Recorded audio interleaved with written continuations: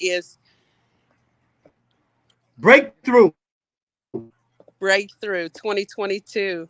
Here we are, Breakthrough live from 2-2. Tiny Town, CA. We are live now. Wonderful. Hello. Happy Saturday. Wherever you are joining us from, thank you. Thank you for taking a moment of your time to learn more about our initiative here at Tiny Town, CA. And first off, I would like to introduce you to the amazing, the talented, and the beautiful. You all, she is beautiful.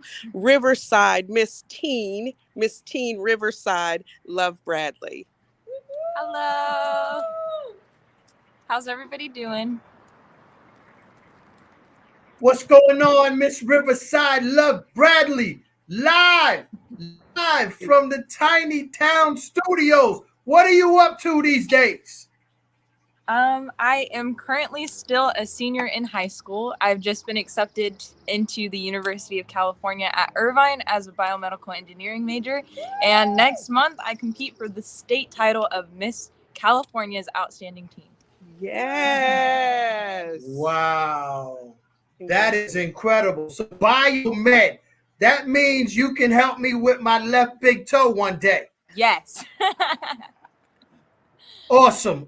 That's what I'm talking about. The future is very bright, folks. Yes. If you put that, oh my God, I can't leave the future with this next generation. Let me tell you, you're wrong.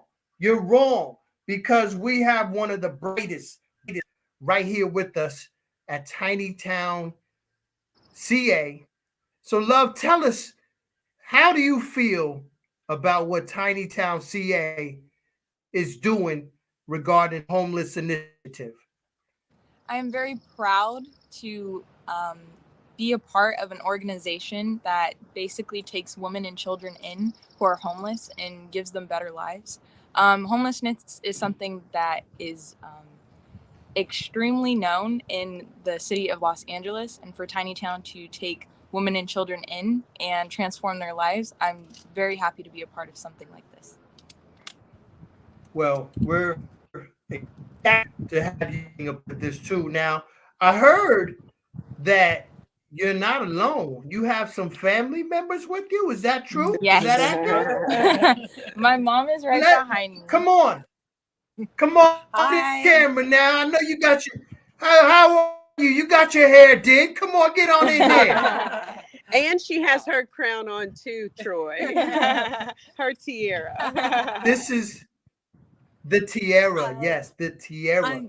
Well, I am Mom, let Aja me tell Dean you. Carthon. Wow, This you're is gonna Miss give us the Aja. name. You're Miss Aja.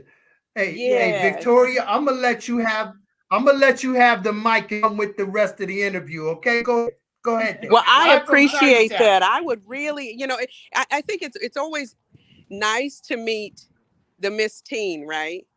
But we can never forget the Miss Teen had support, and that support came from her amazing mother. So she has become the woman that her mother has invested in her to become, right? So I always tell women, when you look at your children, don't forget to pat your own self on the back. So I'm going to pat this amazing Aja on the back as we introduce and have her to say a few words about herself as well as her daughter. Thank you so much. You're I, very I welcome. appreciate that. And I agree with everything you said. And I would also add to that it takes a village. That's right. So I've never been alone. I have wonderful family and friends that have helped me along the way, along with my husband, and believe in the same philosophies we do in terms of we all are responsible for the upbringing of our children and having them become better members of society. So I have one that's going to be a music producer. I have one that is going to be an elementary school teacher. She's a freshman right now in college. And then two, my bonus son and my daughter, she just got into, as she said, biomedical engineering. And then we have a son that's going into film school at Loyola Marymount. So very, very busy times. And they just had prom last week. And they have graduation the end of this month. And it's just it's a celebratory time. And we're just grateful, very, very grateful to God, and just absolutely excited for the future.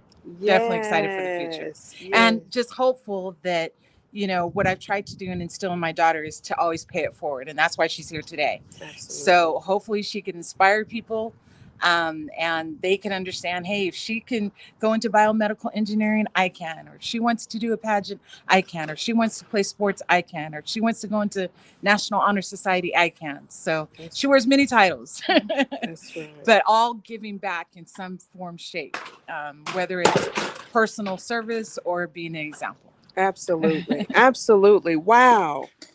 Right?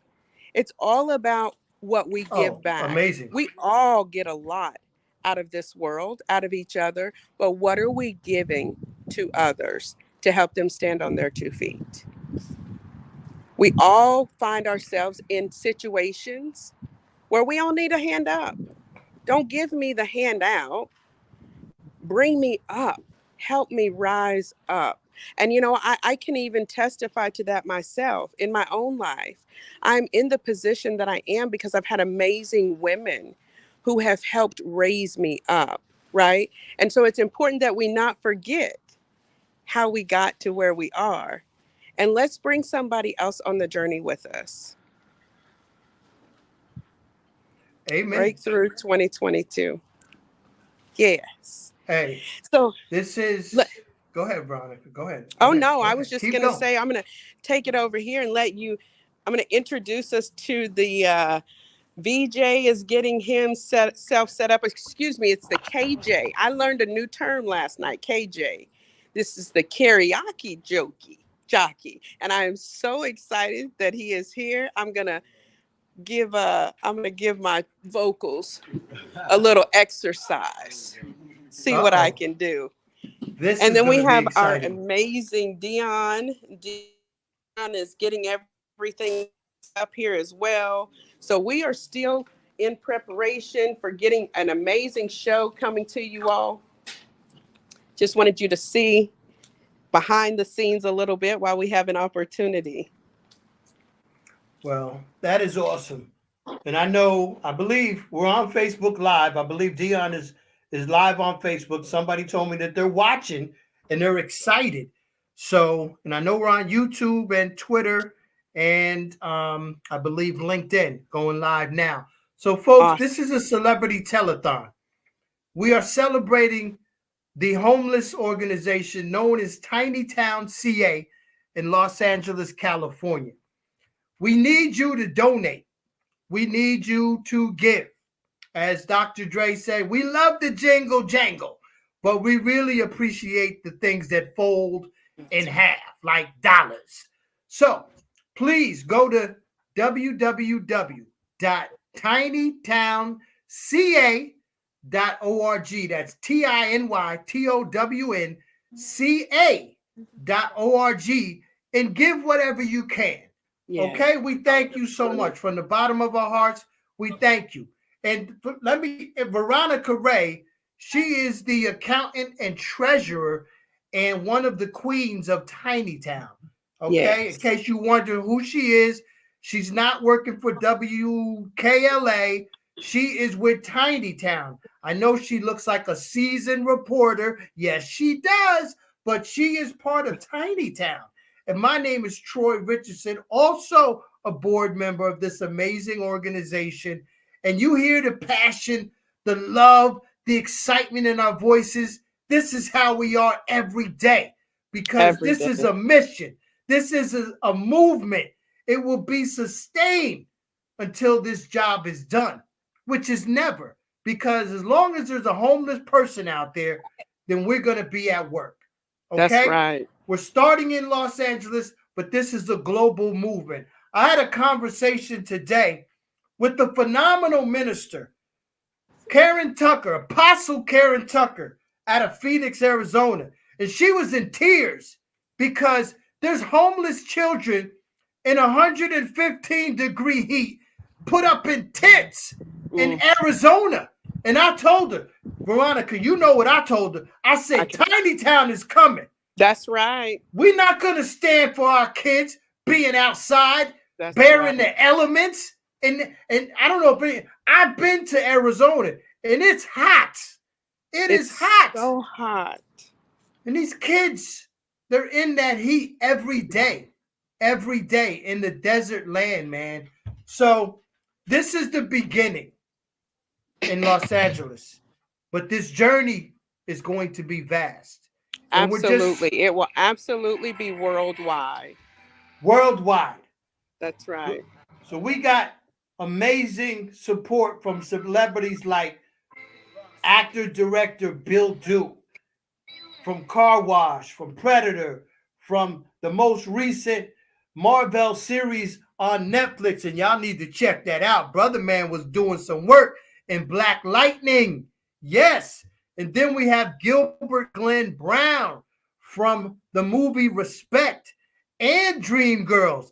I'm waiting to see what Jennifer Hudson is going to do next, because it seems like Gilbert following Jennifer every movie she makes, which is not a bad move, my brother. You a smart dude. Follow Jennifer Hudson. Yeah, there you go. But these gentlemen have supported us from day one. When we brought this initiative to them, you know, I'm not gonna lie, they's like, let me take a look at, even my good friend Bill Duke, he know me for years. He's like, Troy, let me check him out first. Let me check him out. But when they checked us out, it was let's go. It was let's go. And it hasn't stopped since. And then we have Dr. Dre from Yo MTV Raps. Shout out to my brother. Dude is like heart of platinum, like everybody associated with Tiny Town. This movement, and I could tell you all how God is working, but I'm not going to. Veronica, I'm not going to tell them everything, right? Don't tell them I'm not everything. going to tell them everything. Go home, go make you this one a little bit. We're going to feed you a little bit at a time. But God is working over this organization. He truly is. And we are going to eradicate homelessness around the world. I'm Yes. so proud and blessed and privileged and honored to be part of this organization with these people. Shout out to Rowan Mitchell. I left Yeah. Rowan out. I left Rowan's name out on one of the other interviews, and I couldn't sleep for 3 nights until he forgave me. Oh. I was like, that's my man. That's my man. But Rowan, you never forgotten, brother. So shout out to Rowan Mitchell, another board member, Yes. Rowan has co-founder. been working all morning, moving things. He's been helping everybody get everything set up. So he's on a mission. You kind of caught him in the background a little bit while he was running through. So We got the it back of is, his head. Cool. yeah. Yeah, Troy, I had the opportunity to meet some of our participants who have been entering into the program, and I can just tell you, it's been such a humbling experience for me being here. Not ever having been homeless, but being in situations where I was afraid of the security of my children. Not knowing if I was going to be able to make it until the next day, but never having been a part of homelessness, and then meeting the women, and each woman that I have met, as well as one of the lady's daughters, all of them have a mission and a passion to help. And that's one of the things that really, I was actually talking to one of the residents, and a resident who is not a part of the program because they are not homeless, right? So they're in a good position. And so in the pilot program, we are also housed with individuals who are just everyday average individuals like you and I. And so I got an opportunity to speak with one of the residents here, and that's kind of the conversation that we had. Was it's so interesting that the majority of those that are in need have a heart and a passion to give. I just, if we were all that way, if we all just Yes. had that heart to give, to help one another, what a beautiful world this would be. So I Wow. hope that those of you that are listening today, that I hope that something that you hear today moves you to give, moves you to help another person that is in need. Allow us to help these women. Amen. I mean, Yeah, Veronica, amen. A woman, a child. Just this is so heartfelt, and I hear the music back there. Wow, the excitement! I can feel it brewing. It's coming through my yeah, body right now. It's coming through. yes. This is You know, so. Chanel, Go ahead. Go the ahead. the vibe for today is family reunion.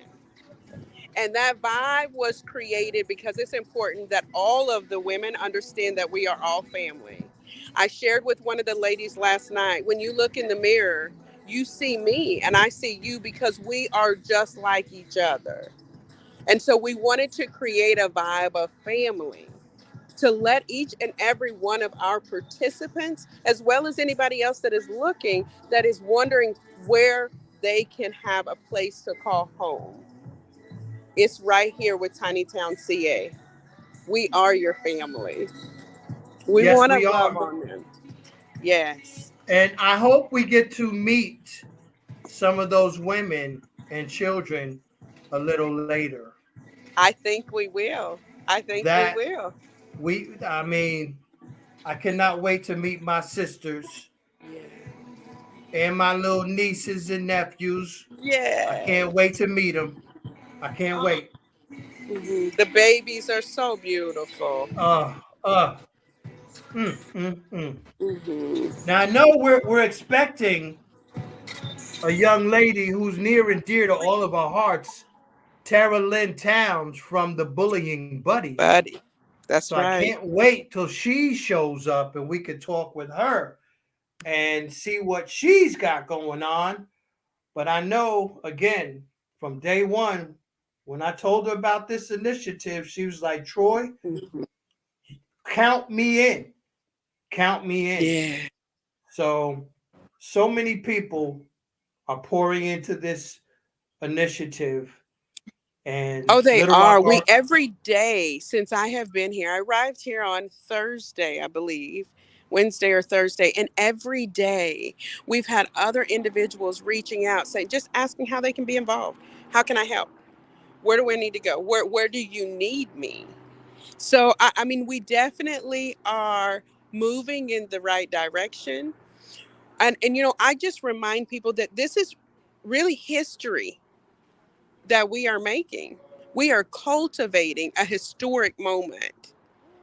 So if you've ever wanted to be a part of history, now is your time to be a part of Mm. Tiny Town CA as we work to eradicate homelessness. We live in the great state of the United States of America, one of the wealthiest countries in the land.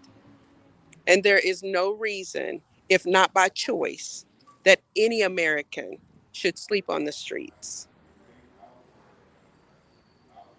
No one. Well said, my sister. Well said. Well said. It's and homelessness is it's a global epidemic. It's global. It's not just in Los Angeles, and the saying is one nation under God. And I hope we didn't lose Veronica. We're gonna wait till she comes back. But the slogan is one nation under God, and that nation is a global nation. So we have to do our part to fight this homelessness going on in our cities. In our cities, we have to continue the good fight. You able to hear me? I lost you for a second, but I got a And couple people in the studio. Let me see who's trying to join the studio here. oh, wonderful.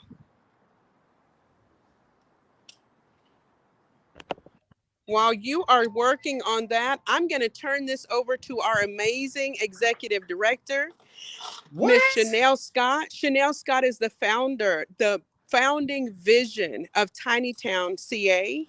She is an amazing, a beautifully talented, amazing visionary with a heart for every woman that enters these doors. So I think it's important that each and every one that is wanting to be a part of Tiny Town have an opportunity to be shared with Chanel Scott. Here she is. Hello, everyone. I'm going to step over here in the sun because it feels better in the sun to me. Just wanted to say hello. Thank you so much. Welcome to Tiny Town's very first inaugural celebrity telethon.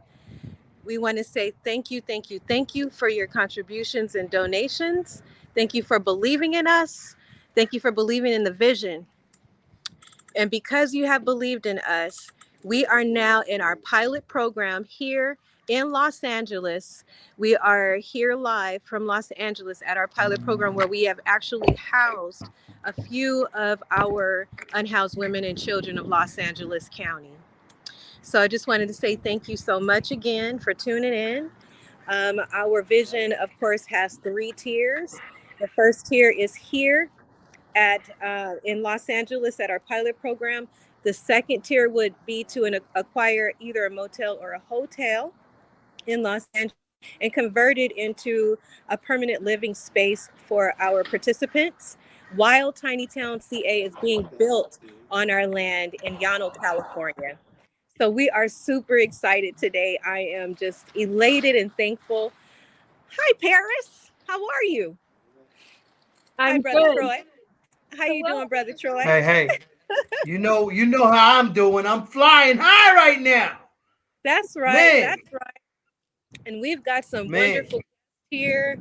One of my close friends, Miss Sherry Phillips, is here.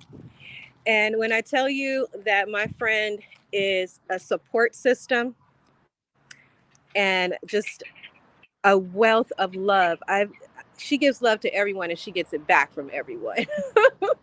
And here to support Tiny Town CA in our administrative work and just whatever I've asked her to do, she's definitely been there to help. So I want to introduce her, Miss Sherry Phillips. Hello, everyone. What's We are in going the on, land. Sherry? I'm good. How are you, darling? I'm doing well, darling. Oh, I love your style. All right, you are in the right place over there at Tiny Town, Get you calling some of that everybody darling. Louisiana love. Yes, yes, yes. Get you some of that Louisiana love. Hey, I Absolutely. embrace That it. I gumbo, embrace the it. gumbo love. Yes, we want everybody to feel the same way. This is a land of love, wanting everyone to have something as simple as where do I lay my head tonight? Where does my son or my daughter lay their head tonight? That's every mother's wish. Tomorrow is Mother's Day. And you have to remember that. Where are you laying your head tonight? Don't you think that someone else deserves to have the same thing? And we wish that for everyone. See y'all later. Bye-bye. Thank you, Sherry, for all you're doing out there. We appreciate you so much. Thank you. Didn't I tell you this lady was full of love? You did. And I she's a didn't great think you were cook. serious I though. wanted to say that. I think she'll probably be catering the next event that we have. But I just wanted to say again, thank you. Oh my gosh. We got, woo, the Mendozas. Hi. Look at the beautiful Wow. Mendoza We brought the family. girls today. This, Everybody is showing up for this. This yes. is You Paris. Can you feel the excitement? Hello, are we live? Mic check. How's it going? hello. Hello. My You're name is Edwin live, Edwin. Mendoza. I am CEO, founder, and executive director of My Way Gaming, an organization that pulls gamers together for the greater good. We bring gamers together to be able to fundraise for nonprofits, bring awareness to their cause, whether we donate $1 or $100, whether we go live for a minute or 1,000 minutes. The nonprofits are going to be there at the forefront. The viewers are going to know that they are the reason why we go live. We go live to have fun and to socialize, but if we're not making a difference, it's all for nothing. So thank you all for tuning in today. It's going to be a wonderful event. We are just getting started here. And we look forward to every single one of you in the audience. Look at your wife. My man. Oh my goodness. Look at that.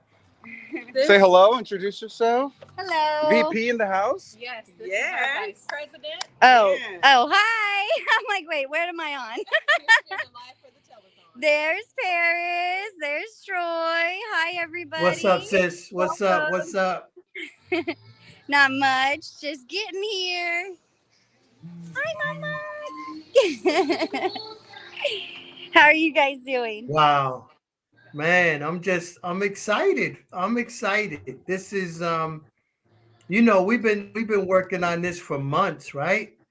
Yep. And to Finally here. feel the energy and the love out there is just incredible.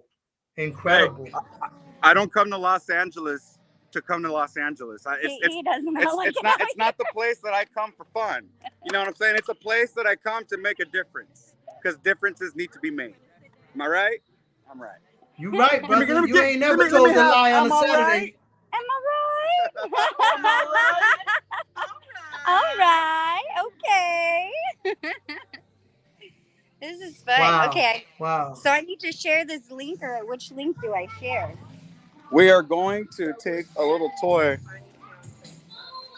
Yeah, little tour. take the tour. A little tour. This man While right you here, guys the tour. Yeah, go the ahead. Mendozas are rock stars for Tiny Town, CA, let me tell you. They have raised money. My Way Gaming has raised over $2,000 for Tiny Town.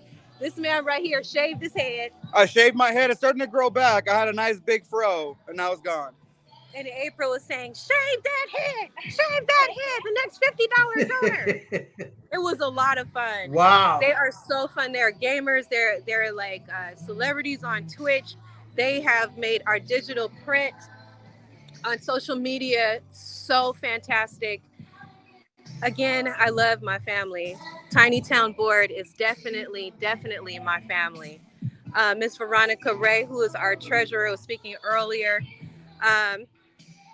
And we're waiting for another board member to show up as well. But as you can see, we're all very passionate about eradicating homelessness. Oh my goodness! My munchkin just showed up. Say hi, Tiani. And my grandson, say hi. They are so ready for the party, okay? Everybody's starting to come, and we've got the food here. So we're going to turn it back over to the very beautiful Veronica Ray. Hey, hello. Wow, what an event this is turning into, Troy. I see and I hear. Yeah. I see and I hear. It's This is incredible. yes, this is incredible. Incredible. The energy out And who there. do we have with us? I had Paris. I think I lost Paris. There she is. I'm back There again. she goes. I'm here to read. If you guys, I'm one of the authors in the Tiny Town Library, and I'm so pleased to be in the library. So I'm here to read off on the side from Philly whenever, and if ever you guys want, we have some things queued up here. Well, Veronica, I mean, what's it look like out there? Can we let Paris roll? Yes, please let her go ahead and roll. They are still everybody. Paris, roll on. mingling. Roll on. Awesome. Well, I am so pleased to be here. Thank you for having me here, Mr. Troy Richardson and Miss Veronica Ray. I am in love with what Miss Chanel is doing for Tiny Town, California, and I know she's been able to share her story with her own journey through having unhoused situations in her own life, and that just fuels so much amazing passion for her and the women and the work that she's doing. So she has done so many great things and thinking about the women in Tiny Town and the children in Tiny Town to give them resources to be a beautiful and big, bright person. And one of the things that I'm proud to be a part of with Miss Chanel is putting a book I wrote a while back into the Tiny Town Library, and it's about mental health. So I can read it for you guys if you want, but you just shut me off when other people come in. I'm just grateful to be a part of it. So I can, with that, I can get like and preview one of the projects that are going to be in the Tiny Town Library, among with a bunch of other projects that Miss Chanel has handpicked for the women in the Yes, traditional. yes. Awesome. Well, I will read to you guys Just Be. It is a book. I'll give you a quick background. So my name's Paris Grayman. I'm the owner of Empower Creative Agency, LLC, and I help people do project management for creative endeavors. I am a creative myself and have this project that I made a couple years back. It's about mental health. And if I can share my own mental health journey, which I know a lot of the people in Tiny Town are going through as well. I deal with anxiety, depression, suicidal thoughts since I was a teenager. As I'm getting older, it is easier now, but it's still a challenge. And so this book is really close to my heart because it talks about sadness and it's opening up conversations about mental health for kids, which I think that's really important for what the Tiny Town children are going through, is that there needs to be gray space and gray area about mental health, and time for them to think and have space where they aren't going to not talk about it, or on the other end, talk about it and have really serious consequences. I think mental health needs a big gray area in between where it's just amazing to talk about things and let off the steam. So with that being said too, I'm going to read this for you guys. It is written by myself, and on the journey I had a co-author come along, and she actually did the drawings in the book. Her name is Rebecca Lee, and she helped me edit the book so much and make it more rich with coping skills that it felt right to put her on the co-author. So big shout out to Miss Rebecca Lee, who hopefully is watching also from Philly here. I'm on this side of the coast, or on the United States. So with that being said, Just Be. All right, Albert was an apple who fell from a tree. He was tired and lonely and sad as could be. Benny the bird saw that Albert was sad. He called down from his perch, "Hey, are you feeling bad?" Albert responded, "Yes, I know you talk to friends when you're feeling down. Maybe I'll feel better with friends around." Benny and Albert talked for a while, but as hard as Albert tried, he just couldn't smile. Albert thought to himself, well, talking to Benny Bird made me feel less lonely, but it didn't make me feel less sad. Albert Apple remembered, my parents like to exercise when they're starting to frown. Whoa, I'm on a big hill. Maybe I can roll all the way down. Whee! Albert Apple thought to himself, well, rolling down the hill made me feel energized, but it didn't make me feel less sad. Albert Apple once again sighed and cringed. The tears in his eyes rolled down to his chin. After a long day of trying new things, Albert wondered what tomorrow would bring. His eyes got heavy and the sky turned dark. Albert was alone for another night in the park. In the morning, he watched happy creatures play and didn't know how he'd ever feel okay. Everyone else seemed so happy, but I don't know what works for me. Suddenly, a woman named Miss Margaret came, crouched, and said, "Just be." "Just be?" said Albert Apple, confused, quite puzzled. "I'll show you what works for me," said Miss Margaret. "I like to just be." Breathe in through your nose and out through your mouth. Keep focused on your breath. In and out. As quickly as she came, Miss Margaret left in a flurry. Albert's mind was all fuzzy and his eyesight got blurry. "Me just be, but I'm as sad as can be. I'm so small, so fragile, and not mighty like a tree." He remembered Miss Margaret's advice and began to breathe deeply. In and out. He finally let go and was no longer weepy. Albert Apple thought to himself, breathing slowly and deeply made me feel calm and less sad. Learning new coping skills throughout his day helped Albert Apple's sad feelings shed away. Albert Apple practiced deep breathing and learned how his friends used their skills for their feelings. Everyone had their own way to just be. Now that Albert knew his way, he was ready to grow into a tree. His tears took root and he became a seed in the ground. With raindrops and sun, new growth was soon found. Tiny green stalks like arms stretched out of the mound. Albert Apple, once an apple, turned into a tree, and soon Miss Margaret returned to see. A tree, why you let yourself be?" Albert Apple's tree replied, "You helped me find that just being works for me, and now I am the best me that I could ever be." And in the back, we have coloring pages for the kids and a little message about Mental Health and Sadness and Depression from myself and the illustrator slash co-author. And thank you guys for listening to Just Be. We also have at the Tiny Town Library 2 other amazing authors and a suite of more humans coming into the Tiny Town Library. And we all have such a passion to make the spaces of Tiny Town feel loving and ample for growth, and a space where everyone can just grow and do what they need to do for themselves to be a big and beautiful, bright person. And I am so excited for Miss Chanel. She had also told me one time when we were talking about Tiny Town and her vision, she said, I want there to be a space in Tiny Town where the women, and I hope this is okay that I share, Miss Chanel, but where you said the women can come into Tiny Town and there's a space for them to cry. There's a crying room, and there's a place where the women can take mental health calls and calls with therapists and coaches and growth coaches, and a place where they can be a human on their own and they can let down their guard and work and heal on themselves while their kids are happy playing other places, but they know that they need to be a strong mom, and sometimes they don't have places to be a sad human or a healing human. And so that's something that stuck out to me when Miss Chanel talked about having a space, a crying room where the women can go and heal and do what they need to do with a trained therapist, which is big on, I love mental health because I have to love mental health because I have tough mental health.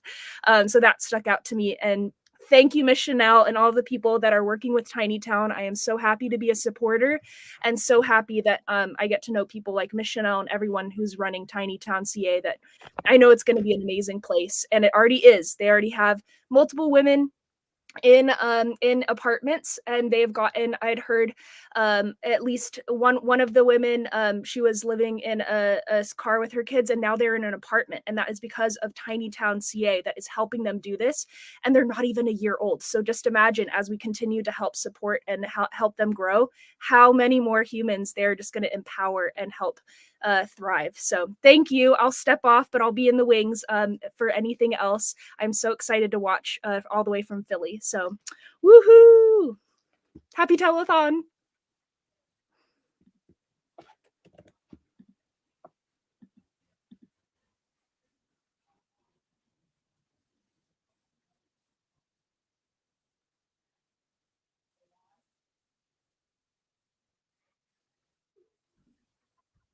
Hey, Paris, thank you so much. What a heart. What a heart. Didn't I tell you hearts of platinum? Didn't I tell you the hearts associated with Tiny Town CA? So let me see who we have on the sideline over there in Los Angeles. Who's with me over there? Who's with me live? Veronica. Hi, somebody. blessings. Hi. Somebody scream. Guys, this is exciting. Tiny Town That was CA. some phenomenal. That was a phenomenal reading. Oh my goodness. That's some great things.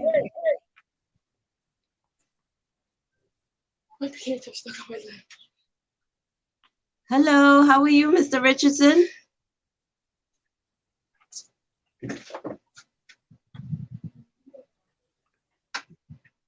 I'm doing well. How you gonna call me Mr. Richardson on camera? You Troy Richardson, how are you, sir? You're a phenomenon. I heard a lot about you. I'm doing well. Okay, I spoke with you earlier today, this morning, and you are doing some great things globally and locally. Through Pastor Karen, we spoke earlier when you were talking about the children and the mission that you do for the PHNI program, and I see the impact that now, who am I talking? Hi, this is Alden. Along with you were in the clubhouse today, and we had the children do the recital for you at 1 Corinthians 13. Okay, you were with Apostle Tucker today. Yes, and we heard your message, and you motivated. Yes, you have such a motivational, transgenerational effect on the people and the realms of influence, spheres of influence, all the way from the mountains of entertainment to the mountains of education, government.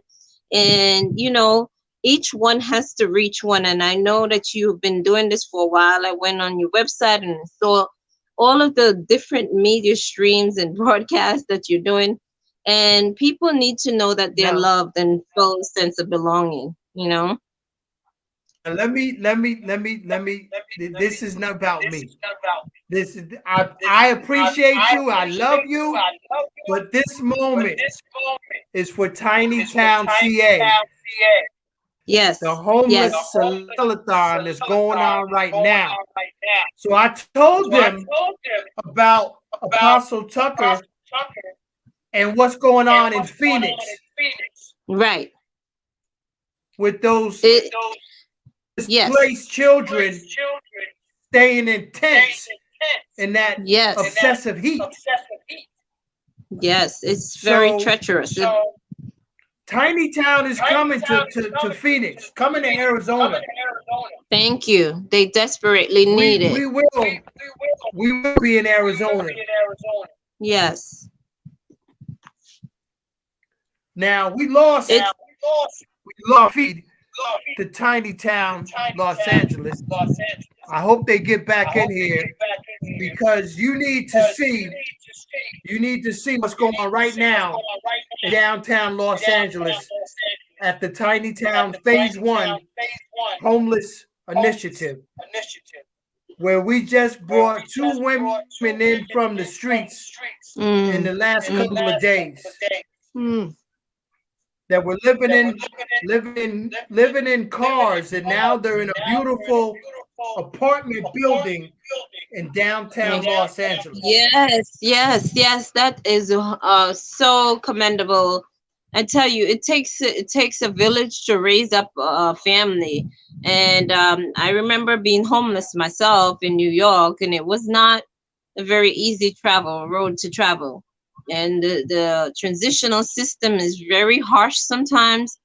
But you know, as we become the vanguards and really help each other, I've known people who've been homeless also, and I've been to Tent City, downtown Phoenix. I've worked with another collaborative team and feeding the homeless, and so I know what it is. I know what it is.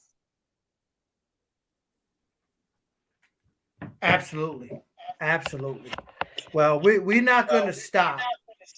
This fight is just beginning. And as I told a group last night and this morning, until my last breath, I'm going to keep going. And I know I got a lot of breaths in me. We take 20,000 breaths every day. For those who don't know, we take 20,000 breaths every day. Wow. Don't take none of the breaths lightly, because you have women and children out there living on the streets that are literally holding their breath because they don't know what's going to happen in the next 10 minutes. They're looking around, making sure they're safe. Nobody is trying to harm their kids. We have to get these women and children off of the streets, and we have to do it now. Somebody told me there's a terrible echo. I apologize. I don't know what the echo is about, but we're going to keep moving. The echo means you just get to hear everything twice, right? That's one way to look at it. So you're going to get this information 2 times back to back. That's what the echo means. Echo is a good thing when you're talking about good stuff. So we're just happy to be here with you today.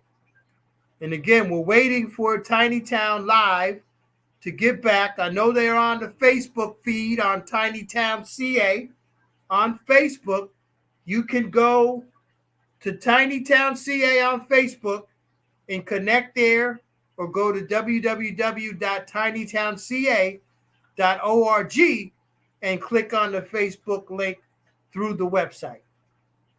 So we're going to just take a pause and come right back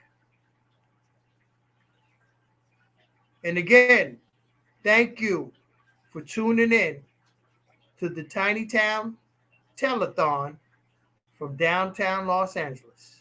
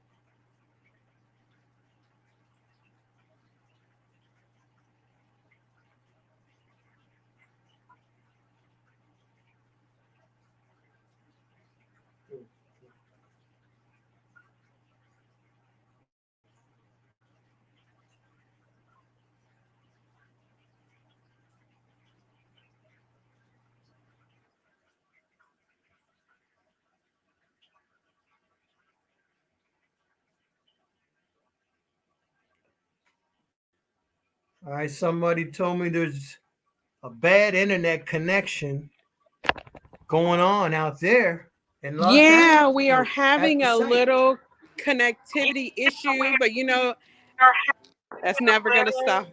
That's never going to stop the celebration. I just, Troy, I wanted to pick up back where the author, Miss Roman, was You know we speaking about. stop, Veronica. Say it again.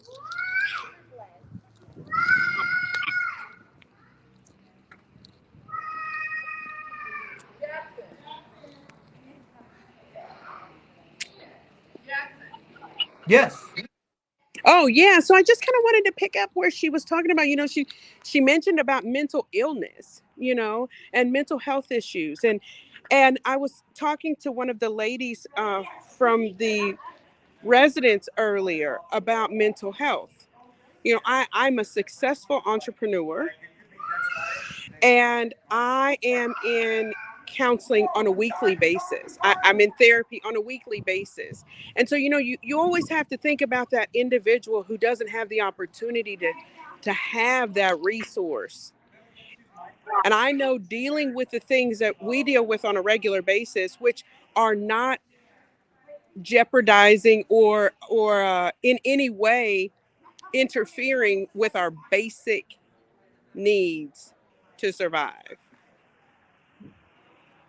So even with that, I'm in counseling on a weekly basis. And so I just think about those that don't have that opportunity. And I just heard her speaking about that. So I was really just wanting to mention that with her book. I'm so glad that, to have a children's book that speaks to that type of situation. That was really impressive. I didn't get a chance to comment to her. So I definitely wanted to make that known and wanted to tell her thank you so much for sharing her work with Tiny Town CA.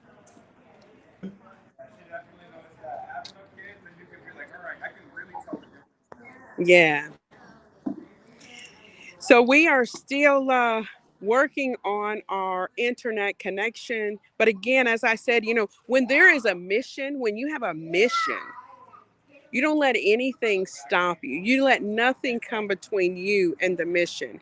And the mission is for us to be able to raise the funds to be able to help more women and children come off the street. So the party still goes on. We still keep fundraising. We still keep giving our inspiration to Tiny Town. And we ask that you continue to do the same. I mean, just incredible. Again, the people associated with this movement, Harris, and I know the other authors.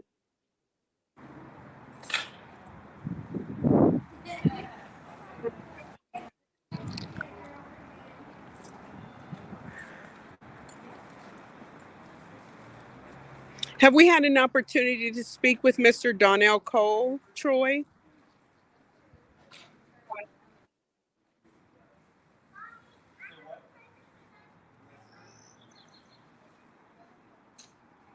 Are you connected? Can you hear me? I can hear you now. Yes, I can.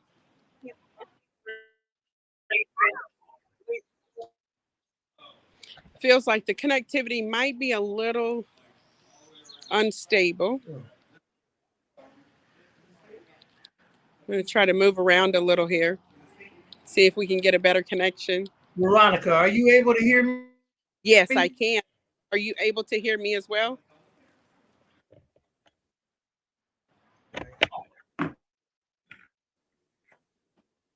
Okay. Troy, I had a show for I a was moment. talking, but I don't think you could hear me. So, anyway, can you hear me now?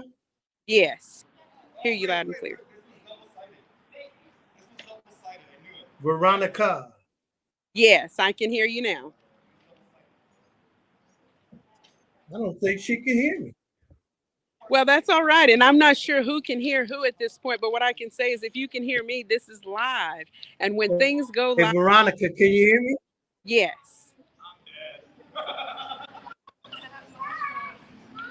Can you hear me? Yes. Thumbs up. I can hear you. Wow.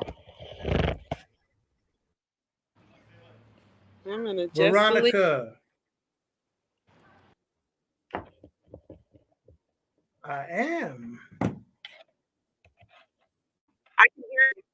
Okay, awesome going on there for a second. But Donnell chimed in earlier.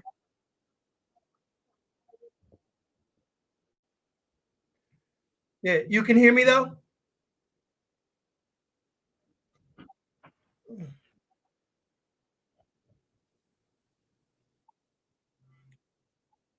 I can hear you. Yeah, Donnell joined earlier. He has family in town for Mother's Day, but he did say hello and that pre-recorded video. But I did get to chat with him. He's excited, as everyone else is, about what's going on with this homeless initiative. That is, again, it's heartfelt. You missed. We had a young lady. And I was speaking about Arizona. A young lady, Arizona Apostle, just to say thank you. Again, I want to address a room of about 200 women this morning and just really poured into them, really resonated. We lost Veronica. And again, we have, I tell you, man, no Lakers and no internet. Los Angeles is really going through it right now. We need to pray for Los Angeles. Although they do have the world champion Chargers, right? All is not lost. But Lord, we pray you give us strong internet connection so that we could connect Tiny Town to the world today.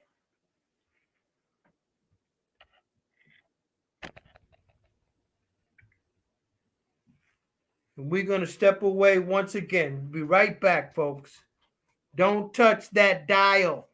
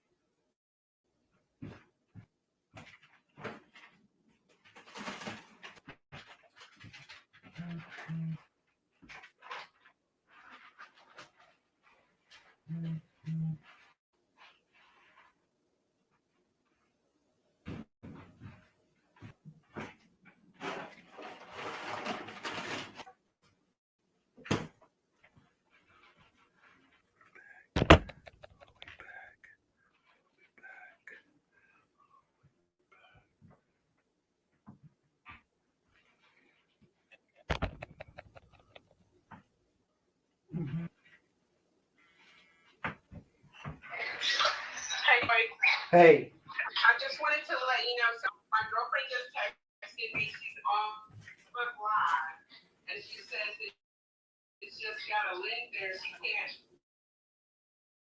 Nobody's able to see anything. So I don't know where you're sharing this at. I'm sharing this one to YouTube. I'll tell you what. Let me. Share it to Facebook until we get a connection. Yeah, it's on my Facebook page. Share. But I don't know. Well, your friends, your friends, you could tap into mine. I could share it to you, I think, right? Okay, share it to me, and I'll share it to Tiny Tim's Facebook. Okay. Okay. All right. Let me find April. April, right. Hey, April.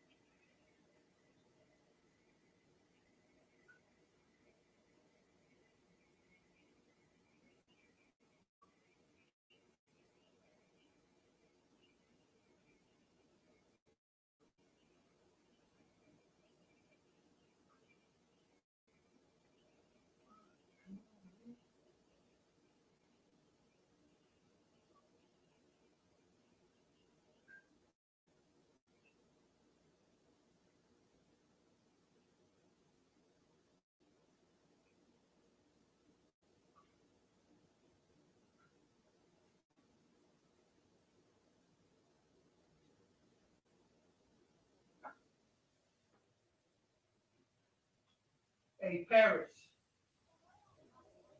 Myself and one of the other authors is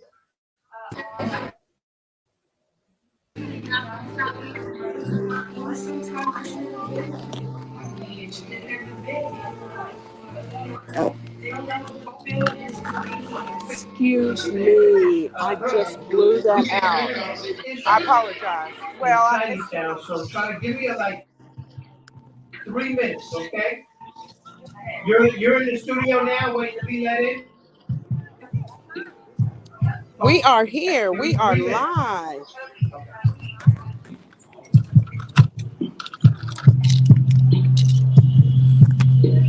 Okay.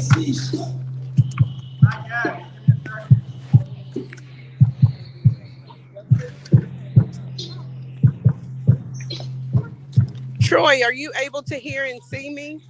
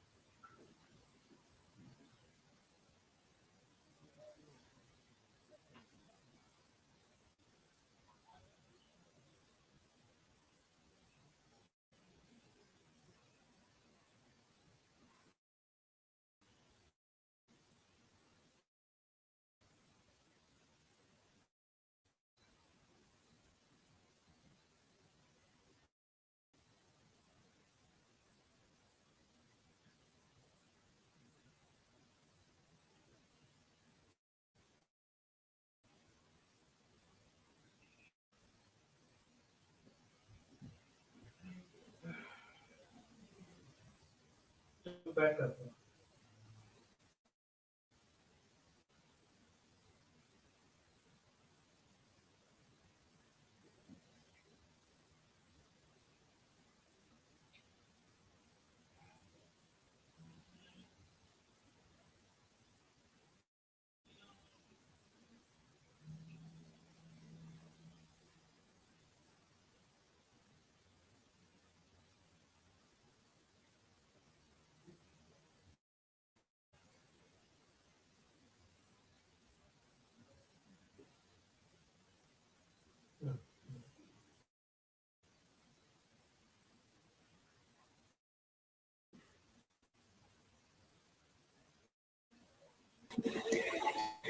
Hi again. Welcome back to Tiny Town CA Telethon. I'm Paris Grayman, and I'm going to be on. We're hoping to get one of the other authors on as well, so we can have a live authors chat with all of you and talk more about the Tiny Town Library. And Miss Veronica Ray, I saw earlier, I was watching from the sidelines. Thank you so much for the very lovely mental health comment. Mental health is hard, and I think that's something that I'm really passionate about bringing into the Tiny Town community, and so grateful that Miss Chanel thinks about for all the women and children. I think it's so important and something mental health is I've thought a lot about in that our brains are something we can't see. Hurt that All right, folks, we are back. We are live.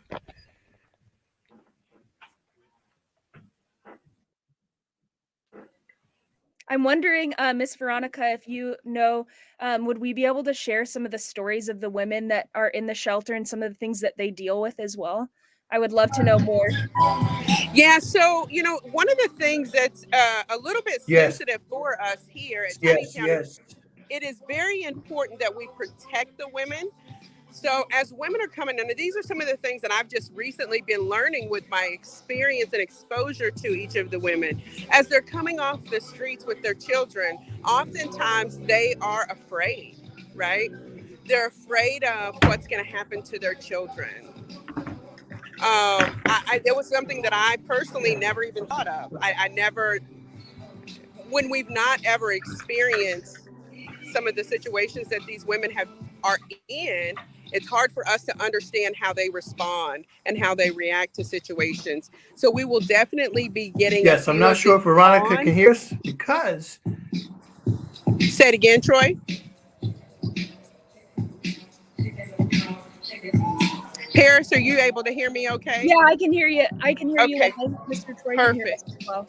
Mhm. So we will definitely be sharing some of the women. They are going to have an opportunity to at least show their face, and be a part of this celebration. This celebration is for them.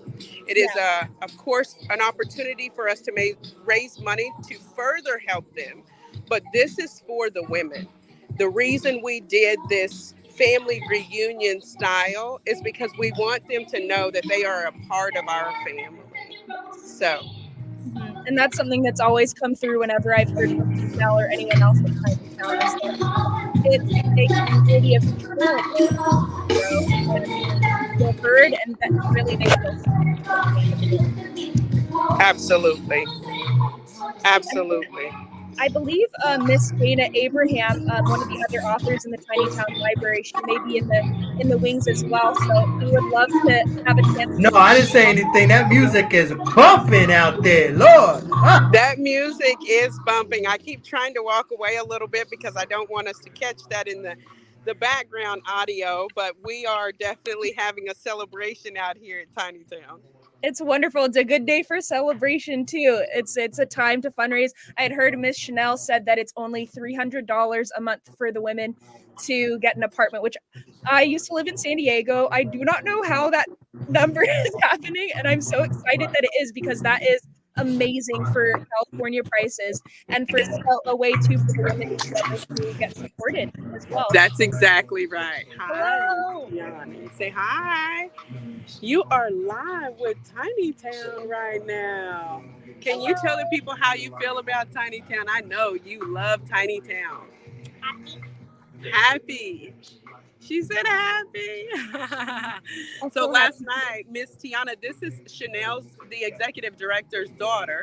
And so last night she came into the apartment that I'm staying in and she grabbed a plant and she said, "Can I plant this outside for Tiny Town?" Oh wow, that is so sweet. That is so sweet. And I Yeah. believe he's gotten to read some of the books in the library as well, which is so much fun. Miss Chanel said that even the things, all of the different coping mechanisms that the few of our books talk about, like Miss Dana Abraham's and Donnell Cole's, have also been a part of it as well. And she's been able to heal from that and know from that. So that's been really cool to hear. Bye, Miss Yeah. Dana. Hi. Oh, what a pleasure to be here with you all. I've been listening for about an hour now. It's completely amazing what everybody's doing. Wonderful. I wonder if you would be willing to share. I'd heard from Miss Chanel too that and know that you're one of the other authors in Tiny Town. Perhaps if you're willing to read some of your book as well, and we can show everyone who's listening some of the amazing work on mental health that Miss Chanel is thinking about for Tiny Town. Oh, yeah, it would be my pleasure completely. I think that what's so amazing about this is it really feels like everything that everyone's doing for Tiny Town is just helping people help themselves to rebuild themselves from the inside out. You know, and one of the ways to do that is through giving yourself positive messages with books. So I was listening to your book. That was wonderful. How great was that? That was fantastic. I really enjoyed that. So that was a pleasure for me. So let's see. Well, I can read that now. And Troy, I don't know if you can hear me, but if other people come on and, you know, you need to interrupt, then by all means, go for it. You know, and I'm sure you've got a lot of amazing people coming on. So this book is called In the Arms of the Grandmother Tree. And I think I'm going to hold up the pictures so that you can see it. Miss Dana, Yes. can I Hi. interrupt you for just a quick moment? Let me go Yeah, ahead and put my video back on. And please. Troy Richardson, when you get an opportunity, will you please share this amazing broadcast to your Facebook page so that I can also share to my page so that we can continue to get this message out?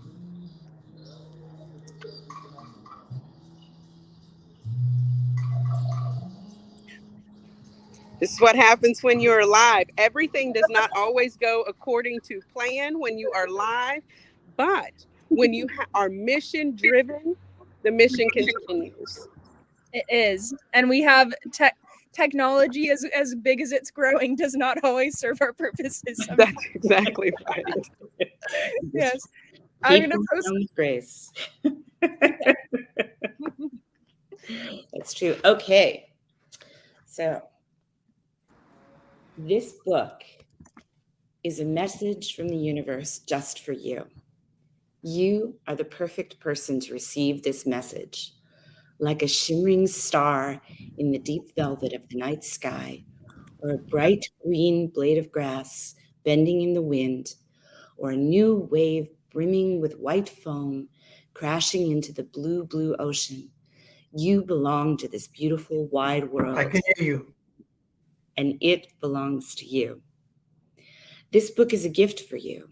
If you're listening to this book or reading this book, then you are meant for this book, and this book is meant for you. Whether you keep this book or not, the words are yours to keep forever in your heart. Okay, so there's the picture. I hope you can see that. Let's see if I can get a little closer. How are you feeling right now? Happy, sad, really angry? No matter how you feel in this moment, it's totally okay.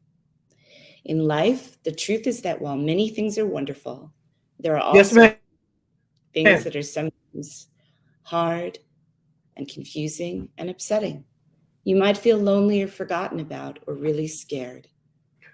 Everybody feels that way sometimes. Maybe you felt that way for a long time. This message is to tell you that even though things are sometimes difficult, life can be good. Life is good. I am trying. Can you hear me?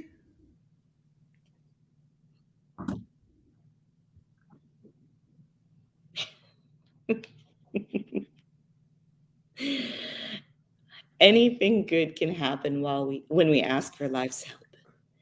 How do we ask for life's Can you help? guys hear me? Yes.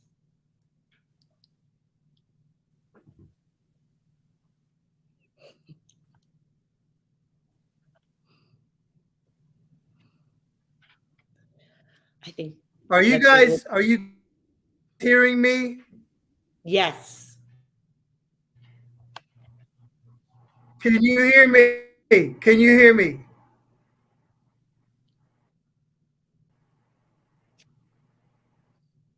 Man.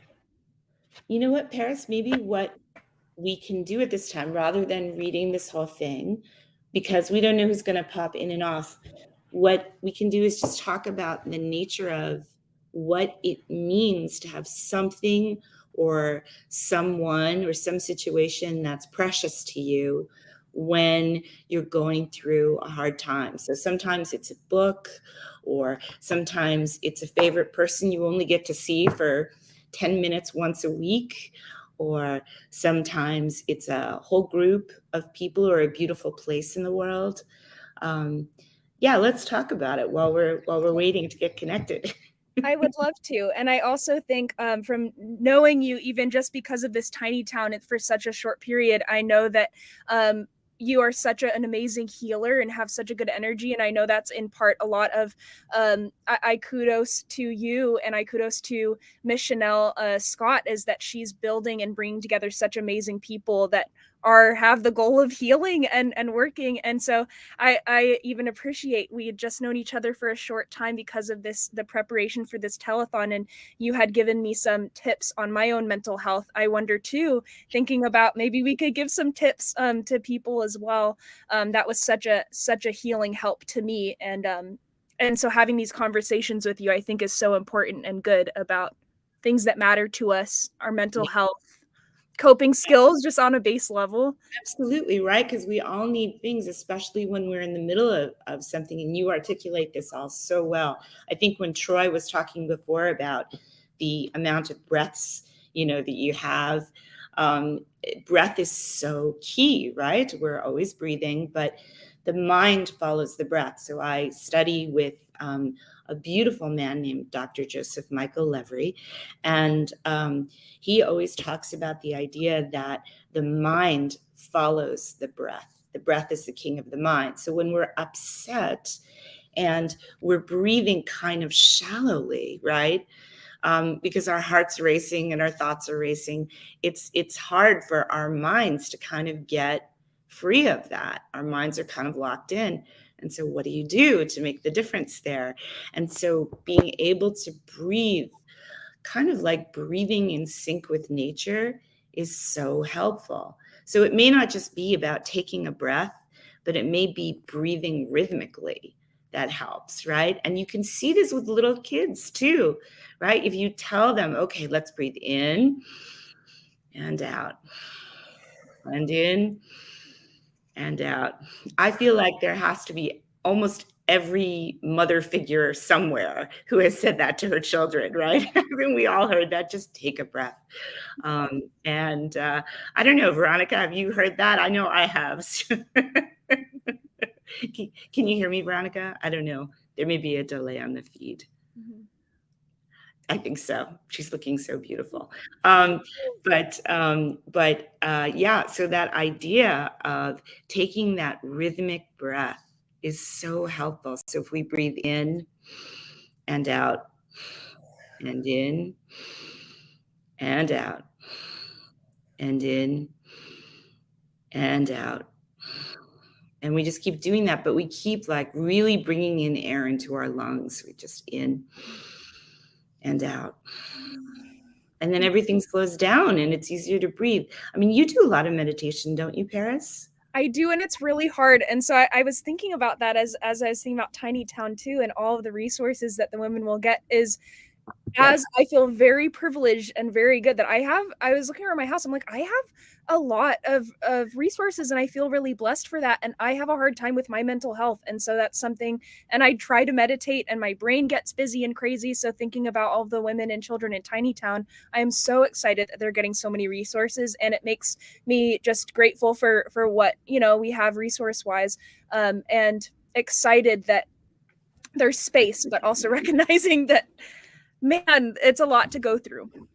It is a lot to go through. And just having what Ms. Chanel describes on the website is having the time the first month just to sleep, yes, right? Just to recover from the traumatic experience you may have been through, to be able to have the time to sleep is so critical. I mean, yeah, it's the most intelligent thing ever, just to be able to that's it, and then to get reintegrated with the arts and culture and nature and just and financial literacy, right? Super important to just reclaim your life. So yes, I think it's all part of that mental health piece. And, also recovering from this period of isolation, right, that we've all been in, and how to get reconnected. That's what's so beautiful about what everyone has been expressing at Tiny Town, is how connected they feel and how they want to help people. I've certainly heard you express that so many times in so many ways, even in a short period of time. It's beautiful. So what's happening now in LA right now? Yeah. I'm in Philly myself. Miss Veronica, I don't know if there's any updates on that. And I know there's some interesting technology issues, and Wi-Fi sucks sometimes. So we're just wondering, yeah, it would be great to see what's happening there. So, and I know on a bigger question of what's happening in LA right now, I've only heard little bits, but I think it's such an important time to be working on what's happening at Tiny Town right now, because there's been different policies and laws that have been changing in LA that are not helpful towards the unhoused population. And there's different issues with housing crisis, rent crisis, and a lot of people are getting pushed out of their current jobs and their current living experiences, and that leaves a lot of people like the children. It sounds the children, but seriously, there's a lot of people that are just not doing so hot, and it's so again, more power to Miss Chanel and everyone at Tiny Town. Absolutely. And I'm noticing that Veronica is making a a comment, just which is, I think it's beautiful. So, when we're in the process of helping the homeless, it's not just helping the homeless, it's helping everyone. And I hope that I'm expressing it even in a tenth of the way that Miss Veronica would, but that, when you move from being homeless to having your own home, right, your own feeling of home, that you end up having children who are able to achieve so much more, to have better grades, to become better citizens, to be able to be able to function in a way so that you rely on government assistance much less, and you're able to really self-govern and contribute to community, as well as thrive, which is really all that it's about, thriving and helping each other, because it it's really quite simple. And this is something uh, that's something that we can talk and talk about, but really, what does it come down to? It comes down to loving one another, That's right. ourselves, right? That's right. Yeah. And I really appreciated those talking points, Miss Veronica, because I think that I'm listening to you and you're saying it so beautifully, which is, if we love one another and we care about one another, then we're going to do everything we can in our power to make sure that everyone gets the same opportunities, everyone gets raised up. That's exactly right. Dana, you spoke that so very well. Thank you for expressing my thoughts. I was getting a battery charge. My phone battery was starting to die on me a little bit. So I'll take another break in just a moment. But that's absolutely it. So, it is important that we talk about beyond providing housing, right? Housing is only one of our basic needs. There are so many more. And last night I had a lady say to me, it's actually a major need, is what she said. And I said, you're absolutely right. But if we look at it from the perspective of a simple, basic need that is not being met, and we're talking about basic needs, we as people, just as people, right?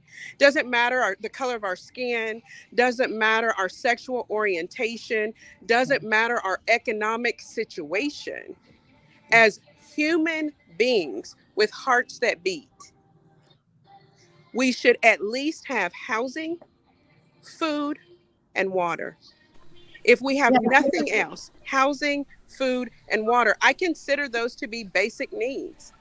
And if we will all love one another, it is the easiest thing for us to do, is to love one another. Hate, judgment, it all takes so much energy. Have you ever been mad at somebody? Right? Oh my gosh, you know how you feel when they come around you? Yeah. Your heart starts to beat fast, your stomach starts to get sick, even if you are the dominant one in the hating relationship. You still feel terrible. Yeah, because you're linked to all that hate. It's so true. It's But so when true. you love someone, how do you feel? Yeah, the best. It's just the When best. you reach out and help someone, how do you feel? I have passed people on the street that I wanted to help. Someone standing at a corner, the light turns green, there's a long line, I don't get to put my dollar out. I think about that. It's a continuous thought for at least another 15, 20, 30 minutes. And I'm feeling bad about it. And we know what that bad feeling of emotion feels like in our bodies. What we don't know is what it's doing to your body when you're holding it. But what I can promise anyone who is listening under the sound of my voice, when you love, when you love, you express an emotion that you get to hold in your body that feels good. And I don't know what it does to the inside of your body, but I always imagine and envision that it is providing healing to my soul because it feels so good. So I shared the other day, we were on the call with Dr. Dre and his assistant, Bernadette, who is also sponsoring and working with Tiny Town. And so I shared with them, I said, I've never helped someone and felt bad about it. Simple, right? It's so Simple. simple. It's So so fundamental. simple. It's so simple. We have a we have a need at Tiny Town to purchase a building to allow us to house more women and children. And when I looked at our need and writing out the financial plan for it, and I said, wow, how are we going to make this happen? And I thought to myself, if every person in the United States gave $1, this is truly how simple it is. If every person in the United States gave $1, we would be able to buy 25 of the same buildings that we're looking at. And how many women would that, how many apartments? That would house so many women. The building that we are looking at now has 55, 56, 57 units, I believe it is. Do you know how many women and children we could house? 1,375 apartments. I did my math on the Thank you. Amazing. Thank you. That was on the low end. 1,375 apartments. And it, and, you know, and Paris, I think you were on the line earlier when I was talking about, you know, every one of the women that I've met since I've been here, they all talk about wanting to give back. They have a need of their own, and they're already talking about wanting to contribute and give back. So not only would we be housing women, we would also be aiding in the contribution to society.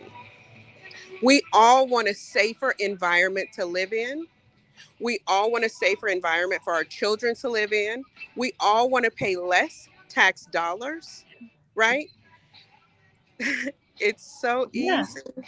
It is so easy, and it's remembering. I mean, true words were never spoken. That was so beautiful. Thank you. Yeah, absolutely. I think that I feel that there's so much where when we get into this whole topic of the creation of people who've experienced homelessness as over here and people who have not as over here, or the kind of us versus them, when it's just human experience, and that's it. And that people have these different human experiences doesn't mean that there should be any separation between any of us. It's just the circumstance that one finds oneself in, right? And so how can we be loving and human toward each other, and respect the divinity in the other person, right? The dignity, the divinity, because they're not the other person. Right. Plus. You bring up such a good point, is that it's the human experience, which is something so important, is that some of us got blessed with different setups. And it's something that some people are going through more difficult early stage human experience things. And I learned from a group up in San Francisco and LA called We Hope that everybody, no matter what, is only 3 actions or 3 events away from the potential of being unhoused. And so that's something where it's like we're all close to the human experience. We're all doing this thing. So it's even that Miss Veronica said that the women who are going through Tiny Town right now and who are dealing with so much that they already want to give back is something where it's beautiful that if people have felt the dark, heavy stuff or have experienced the dark, heavy stuff, you get it. And you don't want other people to go through it if they don't have to, especially the other children that are involved. And so it's let's donate to tinytownca.org. Yes. tinytownca.org. And you know, ladies, I'm glad that you are on the line. We're waiting. Donnell is in the waiting room, and I think Troy had a little bit of difficulties, but while we are waiting, I'm going to actually take you all upstairs to the unit that I'm staying in. I want you all to see what ladies get to experience when they come off the street. I think it's so important for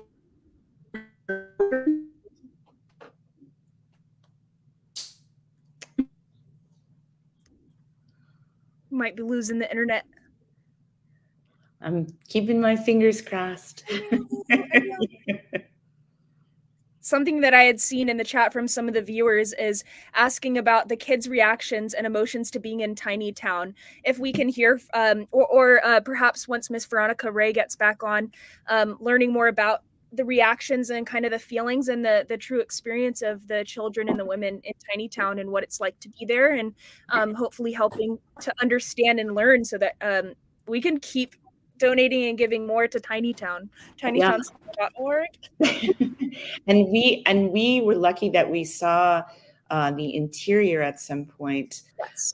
And it was so beautiful, so welcoming, so lovely. All the colors, all the just the way the furniture was set up. I mean, you couldn't have been happier to come into a home like that. It wasn't sort of, clinical. It was warm. It felt like a home. Yes. Hey, all right, I'm in. How you all doing? How are you? Behind the scenes, listen to this amazing everything that's going on.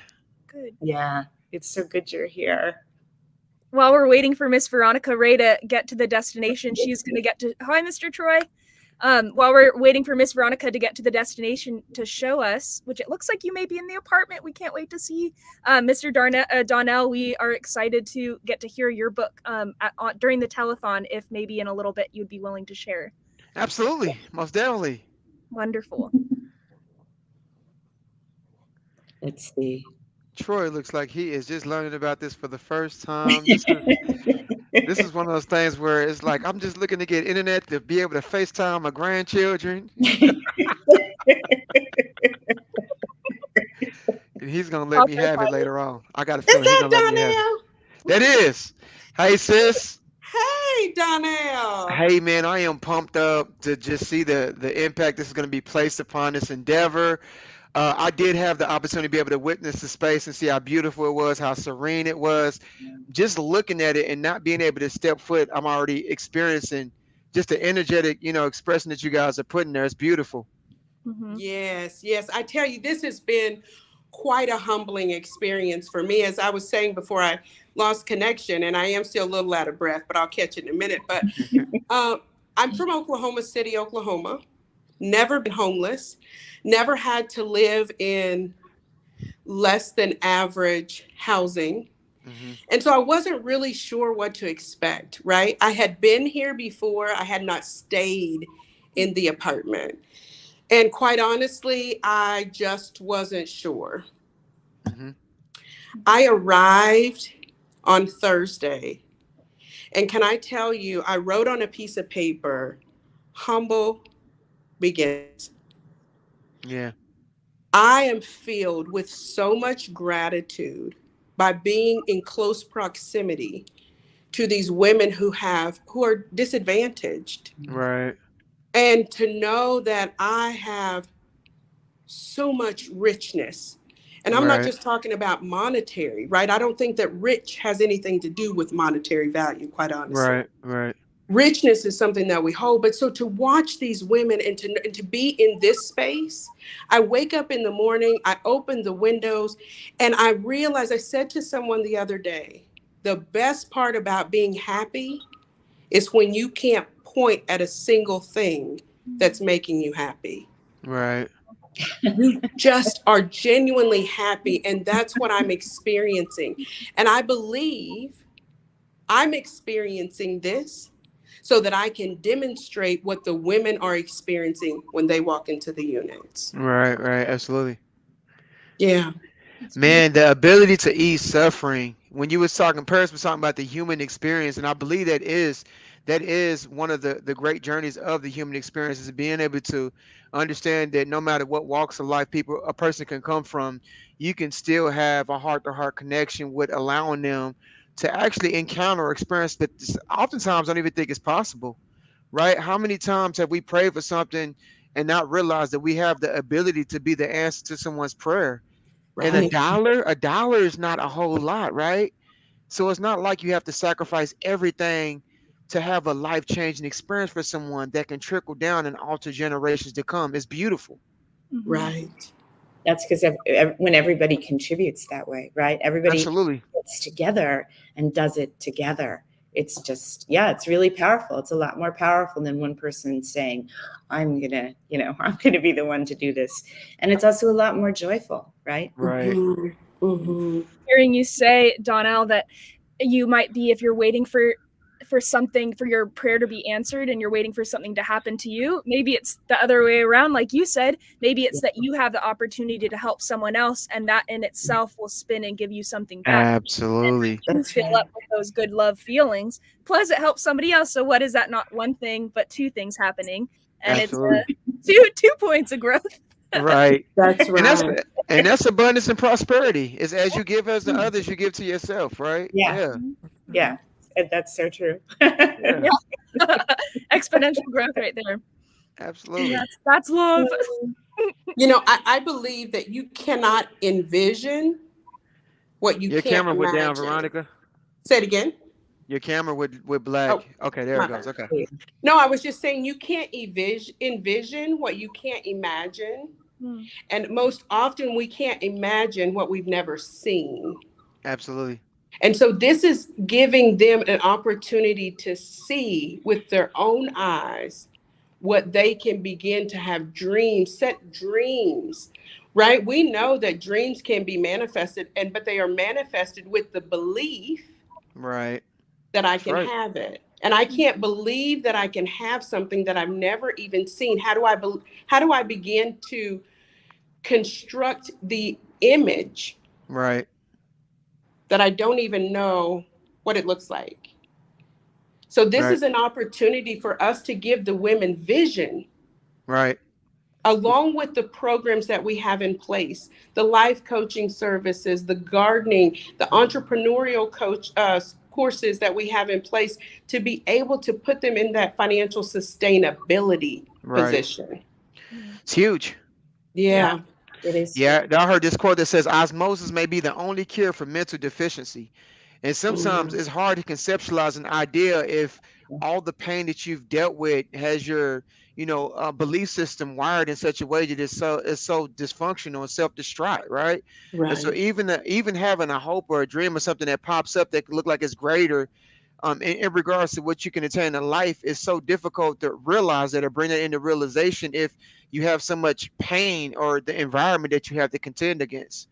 And so Right. having a model example, having that community, having that support to rewire like neurosecretary, putting people in a safe space, easing it to where they don't have to carry the baggage. Sometimes we talk to people from a motivational standpoint with this belief that you can do all things, but we don't look at the environment and everything that they had to be dealt with. You know what I'm That's saying? Yeah, it's kind of like I hope I'm understanding this properly the way you're expressing it, but it's like first you wipe away someone's tears when they're crying, but then you help them to figure out the things so that they can figure out for themselves what to do Absolutely. to continue to wash away that pain so that they steer their ship. They recognize, well, that's something that was told to me that isn't true, that I ended up believing. And now I don't have to believe that anymore. Yeah. Yeah. And a new mindset, right? It's one thing to place a person in a new environment, but when you start to condition them with tools to give them a new belief system and a new mindset, that's when they have power of their reality. Yeah. right. And the space to have your pain too, right? Yeah. Space, like the cry room. What an incredible concept. The space. Yeah. You've been holding it in for your kids this whole time, and then you have a whole separate space to go to where you Man. exactly as you are. That's Yeah. brilliance. That's a brilliant concept that she came up with. It is. And, so a part of I'll tell you a little bit about our pilot program and then our phase 2 program. One of the things that I love the most about this program is that in the pilot program, the women have 1 week of recovery. So there's nothing that they do in that first week. We're not looking for a job. We're not enrolling in a class or a program. It's 1 week of rest. Because as Chanel has mentioned, being formerly unhoused with children, the greatest challenge was being able to close your eyes at night and rest because Right. you're kids. So we wanted to give them 30 days of rest time, but our pilot program is a very short period. Our pilot program ends on September 30th. So Mm-hmm. in phase two, the women receive 30 days of just rest, Wow. nothing, just rest. Yeah. Do you know? I know for myself, sometimes we go, and it may be 2 or 3 weeks we've been just really going hard, and all you want to do is just rest. Rest. Absolutely. We I, forget how important that is. yeah. Man, imagine how many people feel guilty for even having desire to just rest. Especially as a mother. Mothers feel guilty to go and provide something that can be beneficial, self-care. They Right. easily give it to their children before they would even give it to themselves. And when they feel like they can possibly want it for themselves, they feel guilty.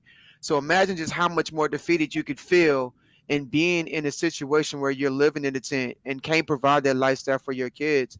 And being able to step into this, that rest and restoration is huge. It is. Mhm. Absolutely right. I was thinking too with long-term stress, it actually impacts our bodies, and a lot of us are doing even our full-time jobs. Like all of us deal with stress, and it's called chronic stress, and it's a thing. Absolutely. And then think about us having stress and what it's doing to our bodies.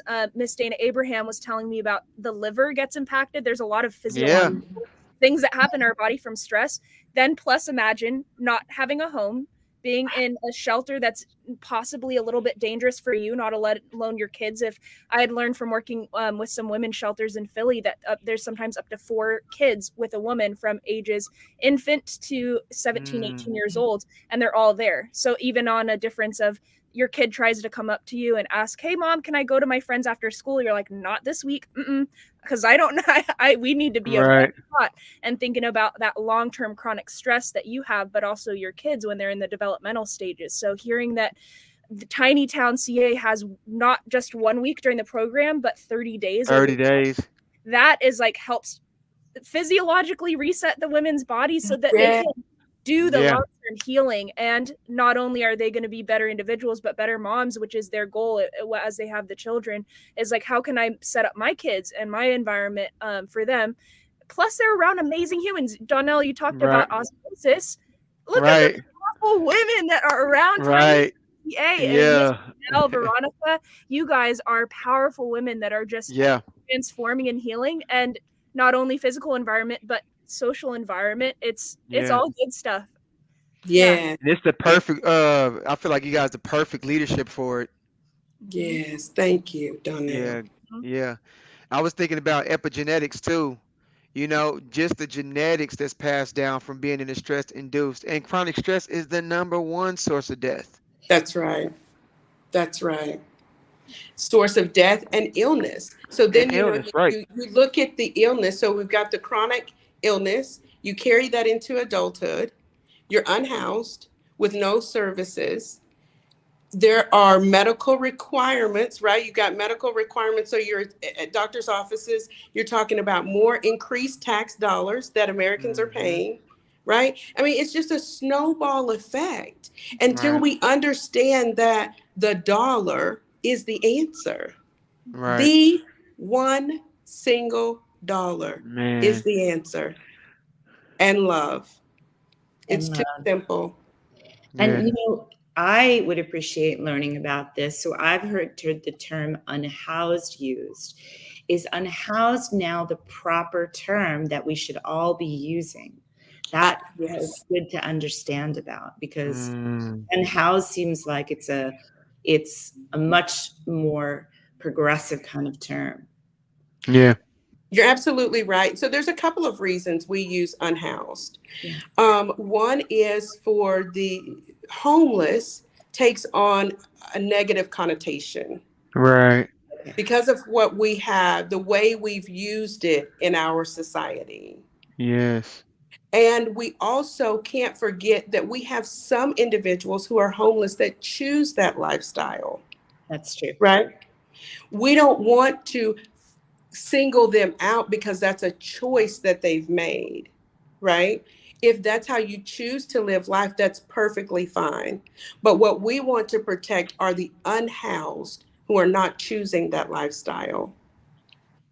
So thank you Powerful. for asking that. Yes. No, thank you, because my husband works with the unhoused, and so it's very important for all of us to be in this constant state of listening and growing and giving up a little of our perspective to gain a larger, more expanded perspective. So I really appreciate that. So thank you. You're very welcome. And I will say to anyone listening, as well as to the beautiful panel that is here, my advice always is, when unsure about the term, ma'am and sir work really, really well. Ma'am and sir, the titles are so, sometimes we get so attached to a title, and titles can identify a person who's not identified with that title. Yeah. Absolutely. Yeah, it's true. Or in my husband's work, everyone is considered a guest. So you feed, Yeah. right? And everyone sits down together. And it goes back to that sense of we are all one, right? We are just all one, and we have to treat each other beautifully, and that's and to your point about ma'am and sir, that kind of treating one another with politeness, with respect, Yeah. and the recognition of that divine spark in the other person, is always important, always. Yes. Yes. Everybody loves validation.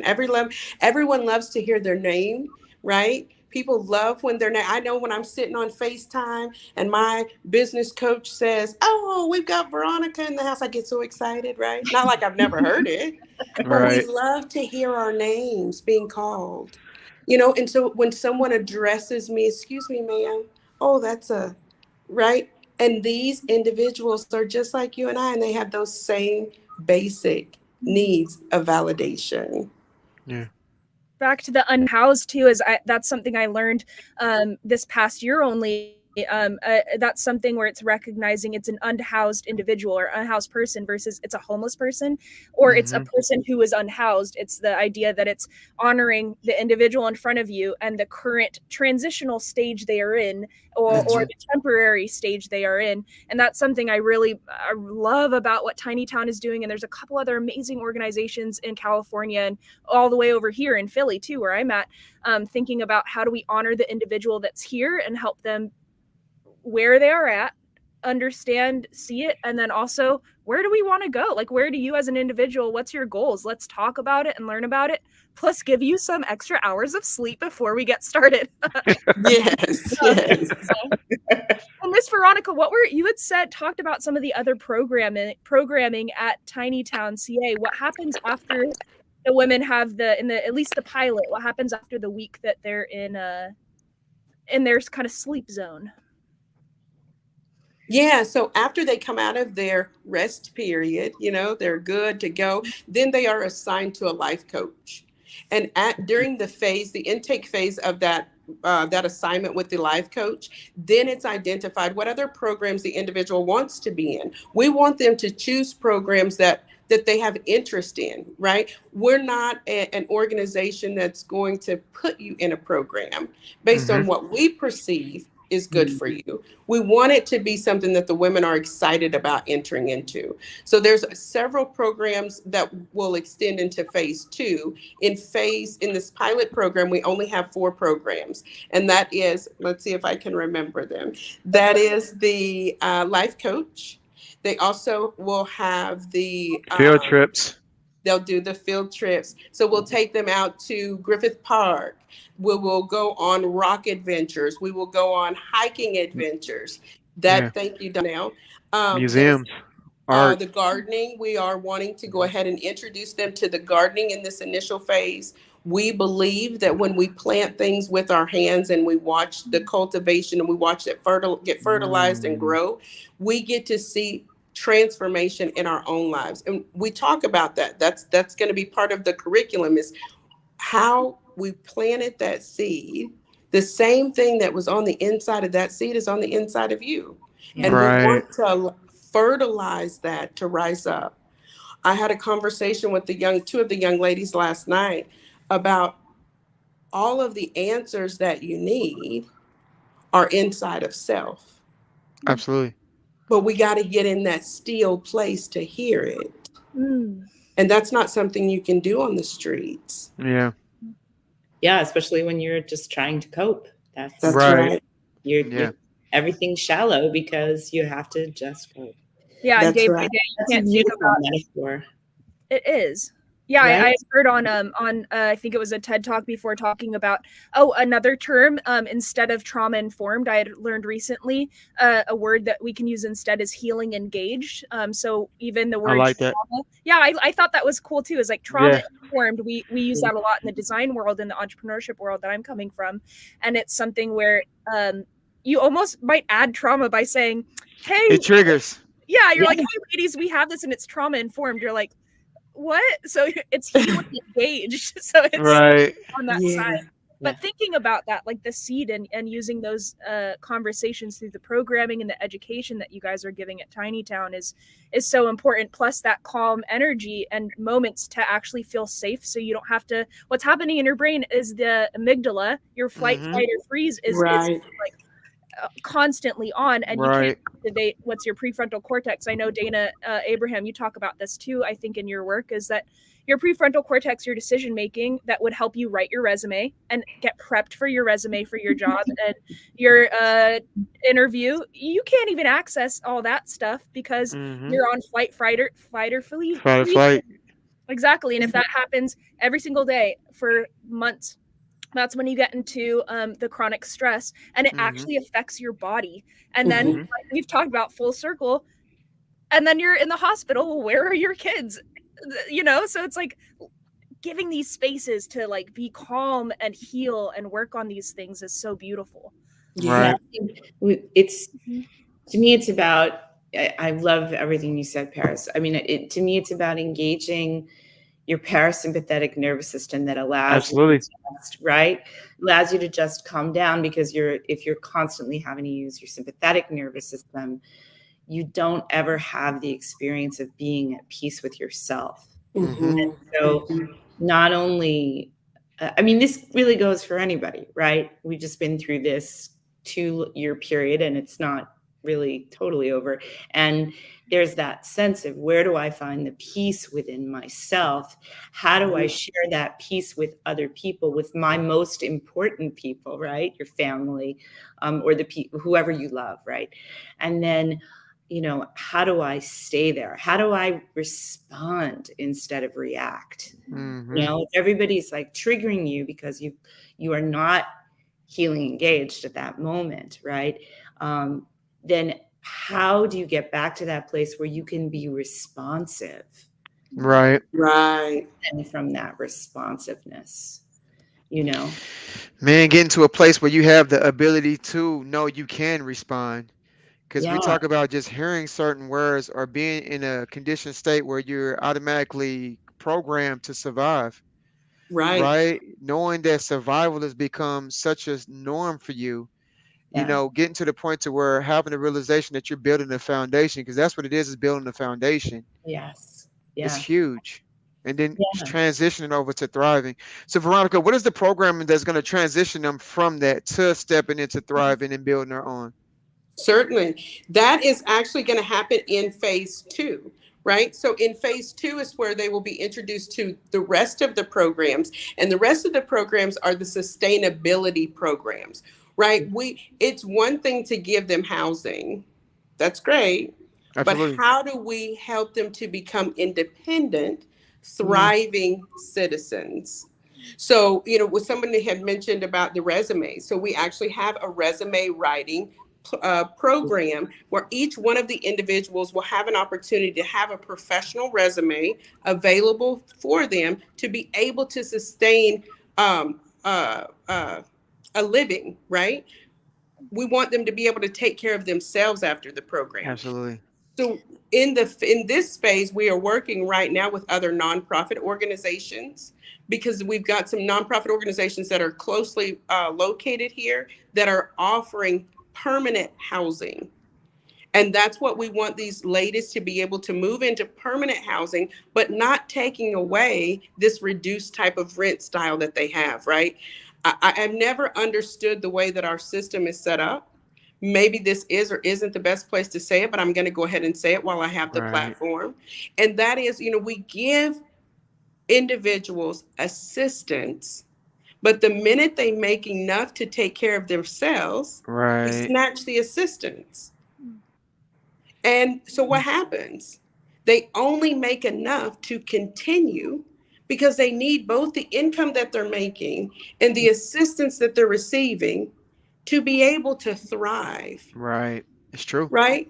We don't Yeah. want that situation for our ladies. Right now we're in a position where we've been able to acquire 13 units, apartment units, one and That's two bedrooms amazing. Let's in go. Los Angeles, California for $300 a month.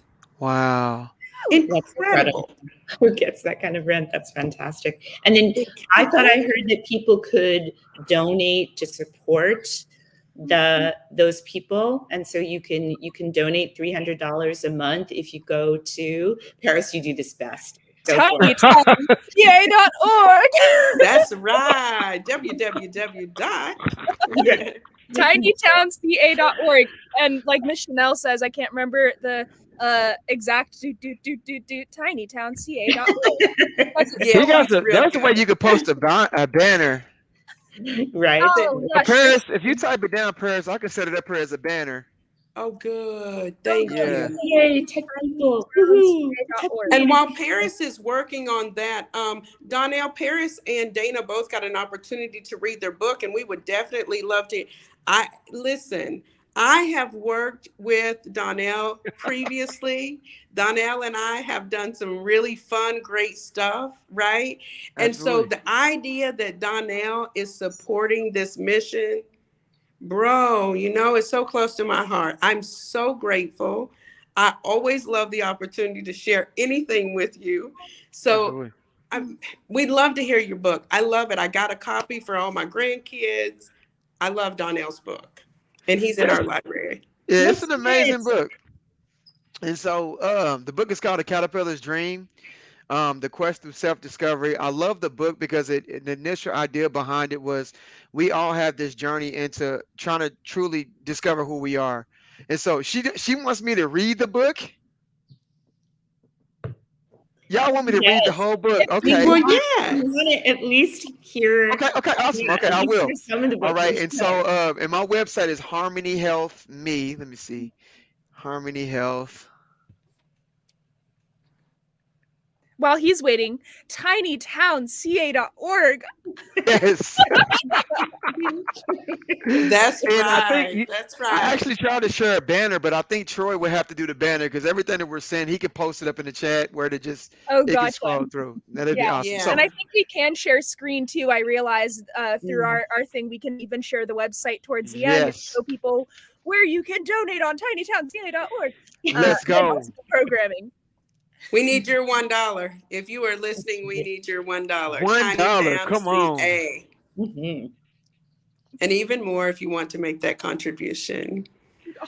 Man, you guys, this is a beautiful thing because I just think about not just the people that we're helping, but the impact that they can go out and help other people. I think all of us have a desire to see our purpose fulfilled, it truly is usually surrounded around helping somebody else. So what better way to do it than like this, Yes. Yeah. So yes, I will read the book A Caterpillar's Dream. All right.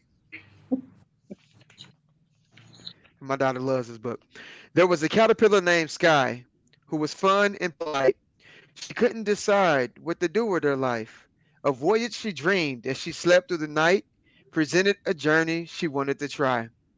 Should I show the pictures like I do in the Yes, you should. This is huge, right? She woke up the next day. Out the window she peeked, searching alone for something unique. She said to herself, I'm just a normal caterpillar. Why am I not gifted like the others in the village? So we got a caterpillar who has a dream, and she's wondering why she is not gifted like everyone else she sees. She looks out at nature. The creature she saw made her feel small as she noticed her flaws. She said, I'm petite, as she looked at herself. Without any talents, how can I help? She noticed an ant, humongous in size, with very large arms, working with pride. With a smile on his face and some a sand on his feet, Harry, he said, we have work to complete. Had to make sure it rhymes because I get bored. I need stuff that rhymes, right? It's for The the smile on gallery. his face seemed different, she thought. So she waved at the ant to get a response. He waved right back while taking a break and waited for Sky to see what she'd say. Isn't that heavy? For me, it'd be tough. Why are you so happy with work that's so rough? He stopped for a moment, waved and said hi while flexing his muscles to say, give it a try. So, Pete, Sky got little arms. She can't lift that much, but she gonna try. I'm the strongest of all, the ant said with pride. The work may be tough, but I love it outside. You're welcome to try. I'll be here to help. Carry this up or watch every step. She stepped up to try. Exhausted she felt. She tried once again. Her arms started to swell. Sweat ran down her face as she looked at the sky. The ant had tried to help, but he soon fell behind. This is the way that you help in the town. I'll start small. One day you'll be proud. The ant was excited, for his work was a gift. Sky carried on. This was not a good fit. Sky said a honeybee, making desserts nearby, with a smile on her face that could light up the sky. She said as she watched the honeybee. Maybe I could cook. What joy could this bring? So she tried construction. It didn't work for her. So she's going to try to cook. The chef waved Sky over to offer a treat. I enjoy cooking. Would you like to eat? These are the best in town. At least that's what I'm told. If you like dessert, here's some Alamode. Amazing, Sky said as she looked at the cake. Very creative. Who taught you to bake? The chef became happy. The question she asked brought her great joy as she thought of her dad. I've always loved to cook, the honeybee said. It's one of the days I can brighten up days. I bring up this joy with the way I can serve. Here's a few lessons with you I can share. How can you bring joy to those in the world? It's been a mission since I was a girl. Scott thanked the chef as she packed up the treat. The chef said, be patient. You find what you seek. Scott heard some music, distant but nearby, beautiful tunes that was as pleasant as pie. She decided to follow where eating the treat and came to a cricket making a beat. Tried construction, that didn't work. We tried to do the honeybee thing, that didn't work. Now we're gonna try some music, all right? Scott was astonished by his voice as the cricket gave a bow, wrapping up a show. Scott wondered how. Where did you learn to sing? Where did you learn to play? The cricket said, come over. The train with no delay.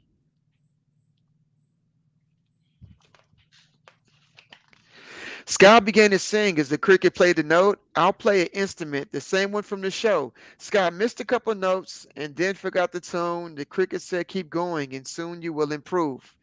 Scott sang and sang again, and then she played the note. She didn't feel fulfilled as much as she had hoped. The passion from the cricket and what was in his heart is what she valued most, so she focused on the art. Scott thanked the kind musician for all that he had taught, reminded of the chef, for she had learned a lot. She thought about the ant and how all of them were different. She took down every lesson to find out how she's gifted. Oh, here we go. Trying to get this the best way I can for you all. It looks great. She saw a grasshopper running along the turf. He yelled out aloud, I'm the fastest in the world. I planned the Olympic when the new building is done. I'll let them compete because winning to me is fun. So we got a cricket. And what's so funny about this is one of my best friends is a trainer. And so this is his brand. And all of these like insects are all like local business owners. So I took one of my friends and made each one of them a business. So it's kind of like she's being mentored by him. So it's pretty awesome. Wow. She walked to the grasshopper as she finished up the race. The grasshopper smiled and gave a little wave. He said, how are you doing? Do you like to compete? She said, I've never tried, but this might just be neat. He said, hey, I'm the coach, the fastest in the league. I'll show you how to run and then work on your speed. Sky had tiny legs and couldn't run that fast. She stumbled on the track and then fell on her back. Oof. The coach helped her up and said, let's try again. Sky was out of breath as she fell against the wind. She did a couple push-ups and lifted up the bar. She finished up the practice, though it was very hard.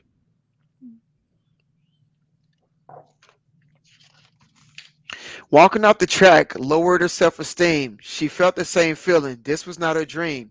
Coach said, you are strong. I know just what you need. I have a friend of mine. There's someone you should meet. There's a spider named Webby who does graphic design. She lives right down the street, right over by the pond. She'll help you with your journey to find out all your gifts. Come on, just follow me and I'll show you where she lives. The spider's home was neat. It was neat like tiny homes, just so y'all know. All right. Her room was filled with art. They were painted with pretty quotes. One said, you will go far. There was some web design with the building for the ant. It was a picture of an image where the journey all began. So my spider does web design. Get it, spider web design. Try to Awesome. do Named Webby. That's it. It ain't Webby. awesome. Grasshopper said, Webby, I thought you two should meet. Sky is on a journey, one that I find unique. She asked me about gifts, and I told her I compete. I learned about my gifts from advice she gave to me. Webby said, hey, let's take a walk outside. I want to ask a question. What makes you feel alive? We all have gifts. Sometimes they're hard to find. You are made for greatness, so your gifts don't have to hide. And that's Webby. Oh, I messed it up. Let's go back. Okay. Scott met a praying mantis meditating by a stream. He told her to come over and just follow his lead. Sky sat down in a circle and closed her eyes to dream, and then a change occurred, one that she couldn't see. I love meditation, you all. Yeah. I love meditation. So Sky kept both of her eyes closed slowly as she breathed. Her bag dropped a little as she grew her wings. The others were astonished. Grasshopper said, "You see?" But Sky didn't notice that she even had her wings. So this is when Sky gets her wings. She's not even used to it. Just needed just needed a place for restoration, to pause for just a minute. That's it. Spider jumped for joy while spinning on his web. He said, I have a lesson. It's sort of like a pledge. You have a comfort zone. You must leave it behind, and you will find the truth. It's been here all this time. Sky said, okay, but I'm just a normal caterpillar. I don't jump like grasshoppers, and I don't spin web either. I don't make honey like bees or lift as much as ants. There's so much in the world that I just don't understand. I tried making music, but that was not my gift. I tried to help the ant. It was too much to lift. I guess it takes some time to figure out my dream. She started walking home. She still didn't see her wings.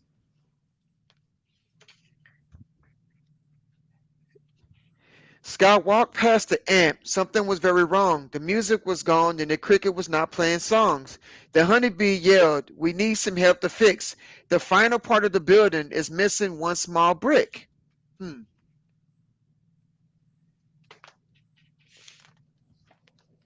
The ant asked for Sky. He pointed at her bag. A brick must have fell in it when she helped him in the past.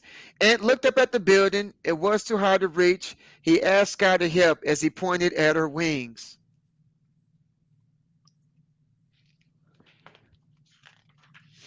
Sky spun in amazement as she flew up to the top to complete the final piece and finish up the job. Everyone yelled hooray. They needed Sky's help for the final piece of the project for the building that was left. And so now they need her help. With the building now complete, everyone has a place to use each other's gifts to make each other great. Sky's gift was a lesson. It only took some time to see the missing piece was the gift she had to find. And that is the caterpillar's dream, you all. Beautiful. Yeah, so this is my first book. My first book was called From Living the Legacy, and I talk about 4 barriers that prevented me from evolution. And it was lack of identity, it was a lack of emotional intelligence, lack of vision, and then broken mindset.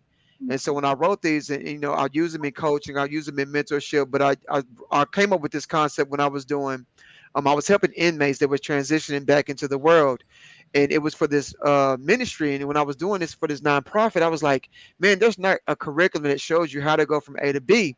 And so one of the guys asked me, he's like, man, considering you've been through so much pain in your life, what did you do? And I was like, well, dude, let me think. And so I was praying, and God had told me they're like these four paradigms. I'm like, what is these paradigms? Like, well, you don't have an identity. You take on what your environment says you are. You don't, people that are living purpose, they have a vision that propels them into it. But when you don't have that, you live based on cycle pain in your life, and then your mindset, your conditioned belief system is usually about pain or something that you felt. And then, the emotional intelligence, understanding how your emotions, operate and function in this reality. And I thought if I could just take a small piece of this identity and put this in the children's book, it would be beautiful. So I got the opportunity to write this with my kids.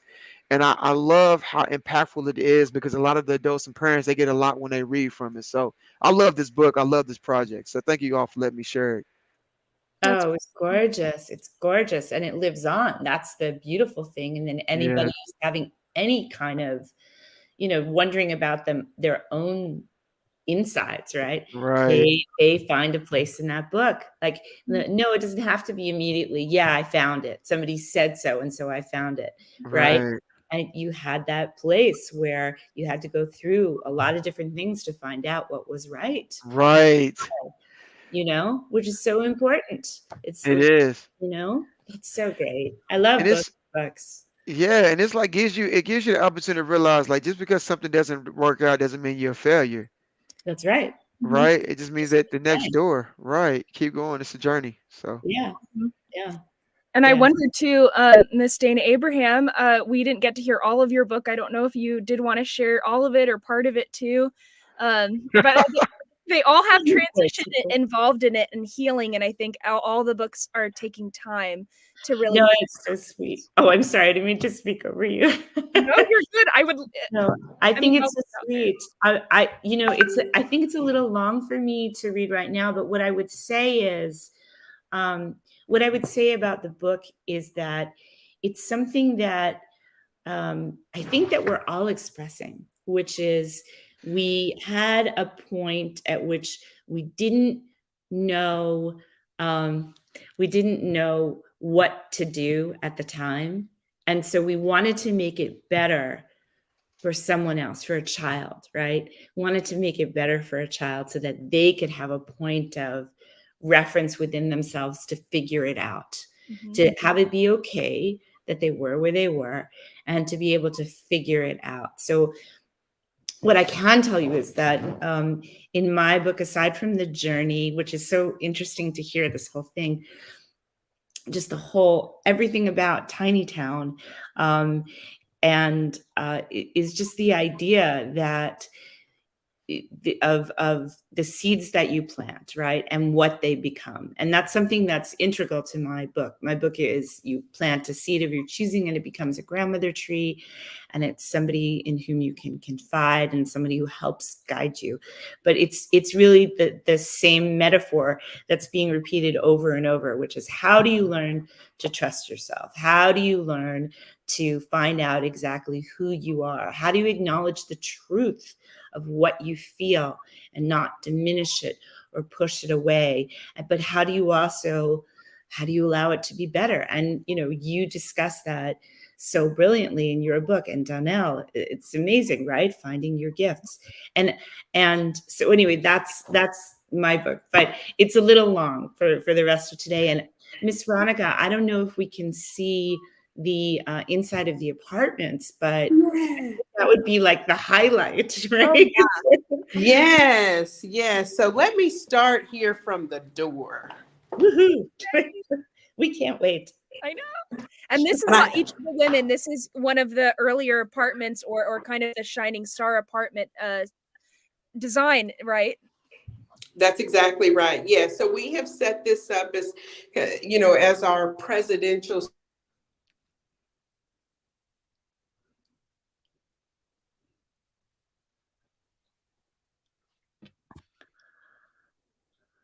We might have lost your audio. And there might be, there you go. Okay. There may be a bit of a delay. So maybe if you just walk the area and we can see, even if there's an audio delay, people will have a visual.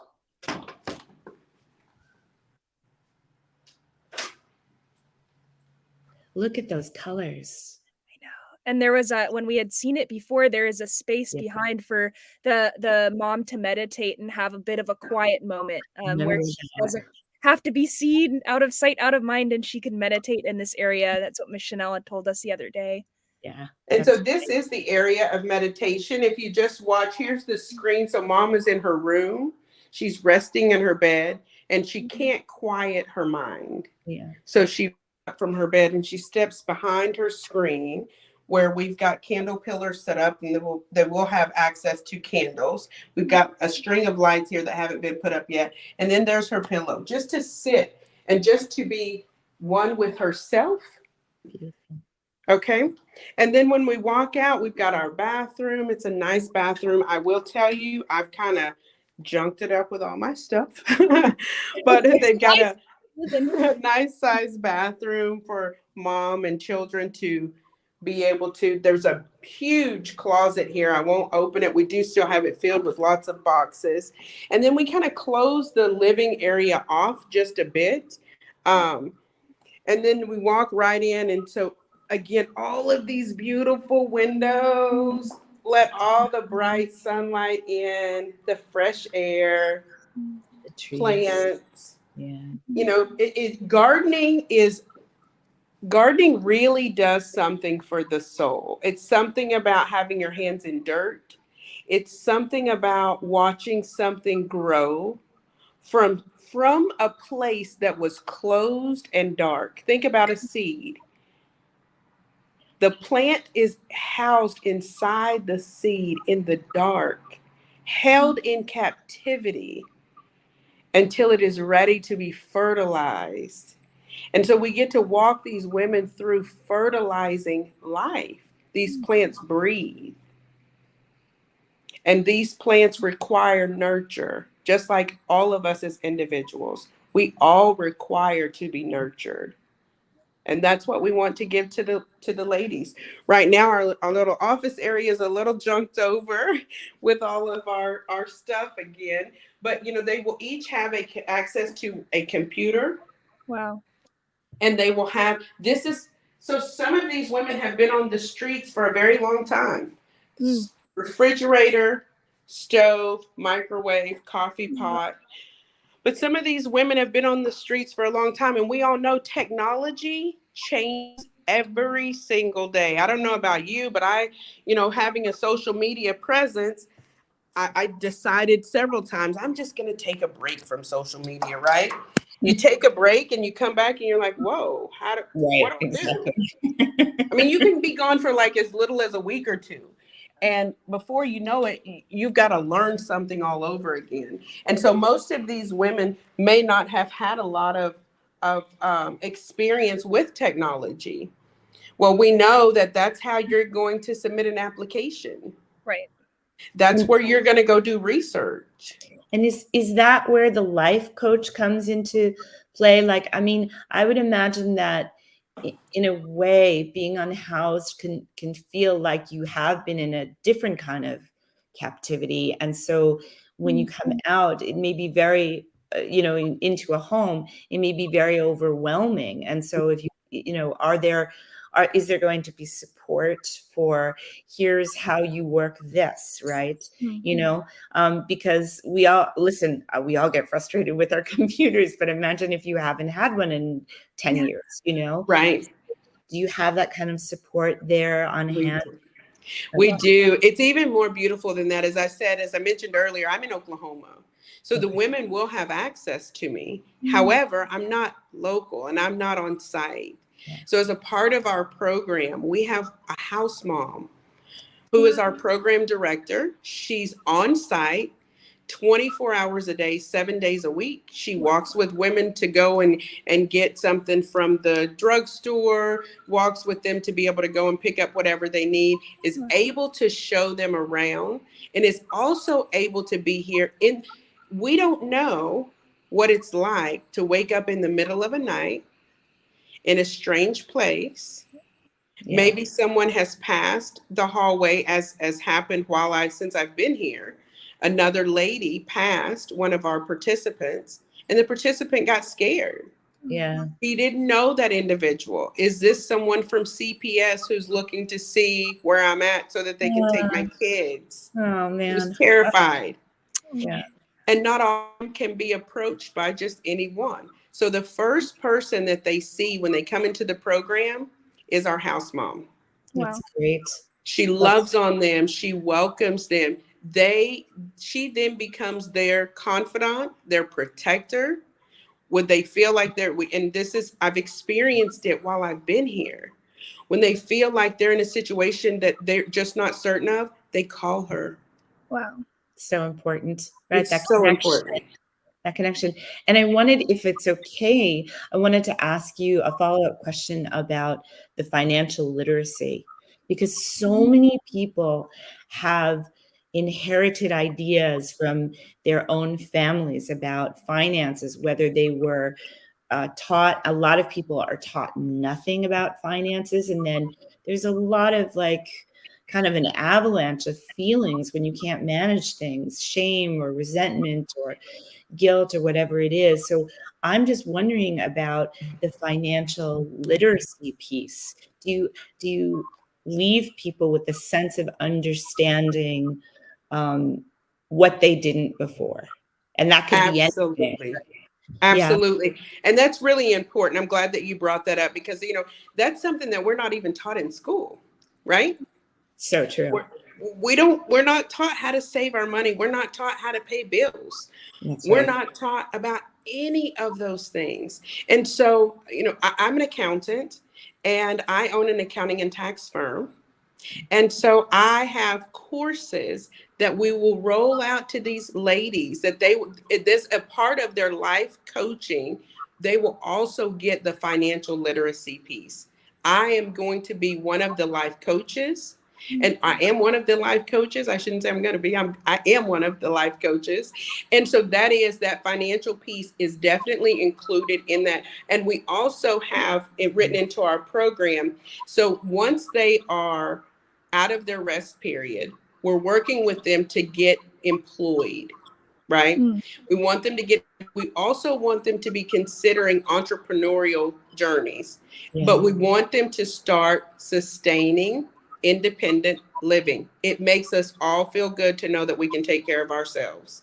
And they are the same way. They are just like us. They also want to be able to take care of themselves. And so that's one of our first missions with the ladies, or first initiatives with the ladies, is to make sure that they've got gainful employment. So once they have gainful employment, then if they want to branch out and learn more about how to become an entrepreneur, one of the things in our entrepreneurial program is that we help them get their businesses set up. We help teach them and understand what is a lead? How do I track my expenses, my income? These women are just like you and I. And when we started businesses, somebody had to teach us. That's right. Because it feels to me that finances are a lot of times are yes, it's about math, but most often it's about emotion. It is. So if you can separate out, lots of times people feel like they have to have loyalty to the way that they learned or didn't learn. And if you can just separate it out and help set people free mentally from that so that they know, oh, I can do this and I can do that and I can become an entrepreneur if I want, or maybe I prefer to work for a business, that you're giving them all of those opportunities to understand what they prefer. That's incredible. I think there are parts of Tiny Town that are just absolutely transformative, it just seems like people are going to not just go through the experience of going from unhoused to having a home, but their whole lives are going to be, it's like a quantum leap, right? Based on the care and the love and also everything that you want to give to them. That's right. That's right. It's the goodness of every heart that's participating, as well as the goodness of the hearts of the people who are coming into the program. Yeah. Who just need to be loved, as everybody said. Wow. Thank you so much for explaining about that. Yeah. Absolutely. I'm going to take a moment. I'm going to go off camera for just a second. I believe that Mr. Gilbert Brown, one of our celebrities, has arrived, and I want an opportunity to share him with everyone listening, as well as the three of you. So keep it going. And for those of you that are listening, make sure you make your donation to www.tinytownca.org.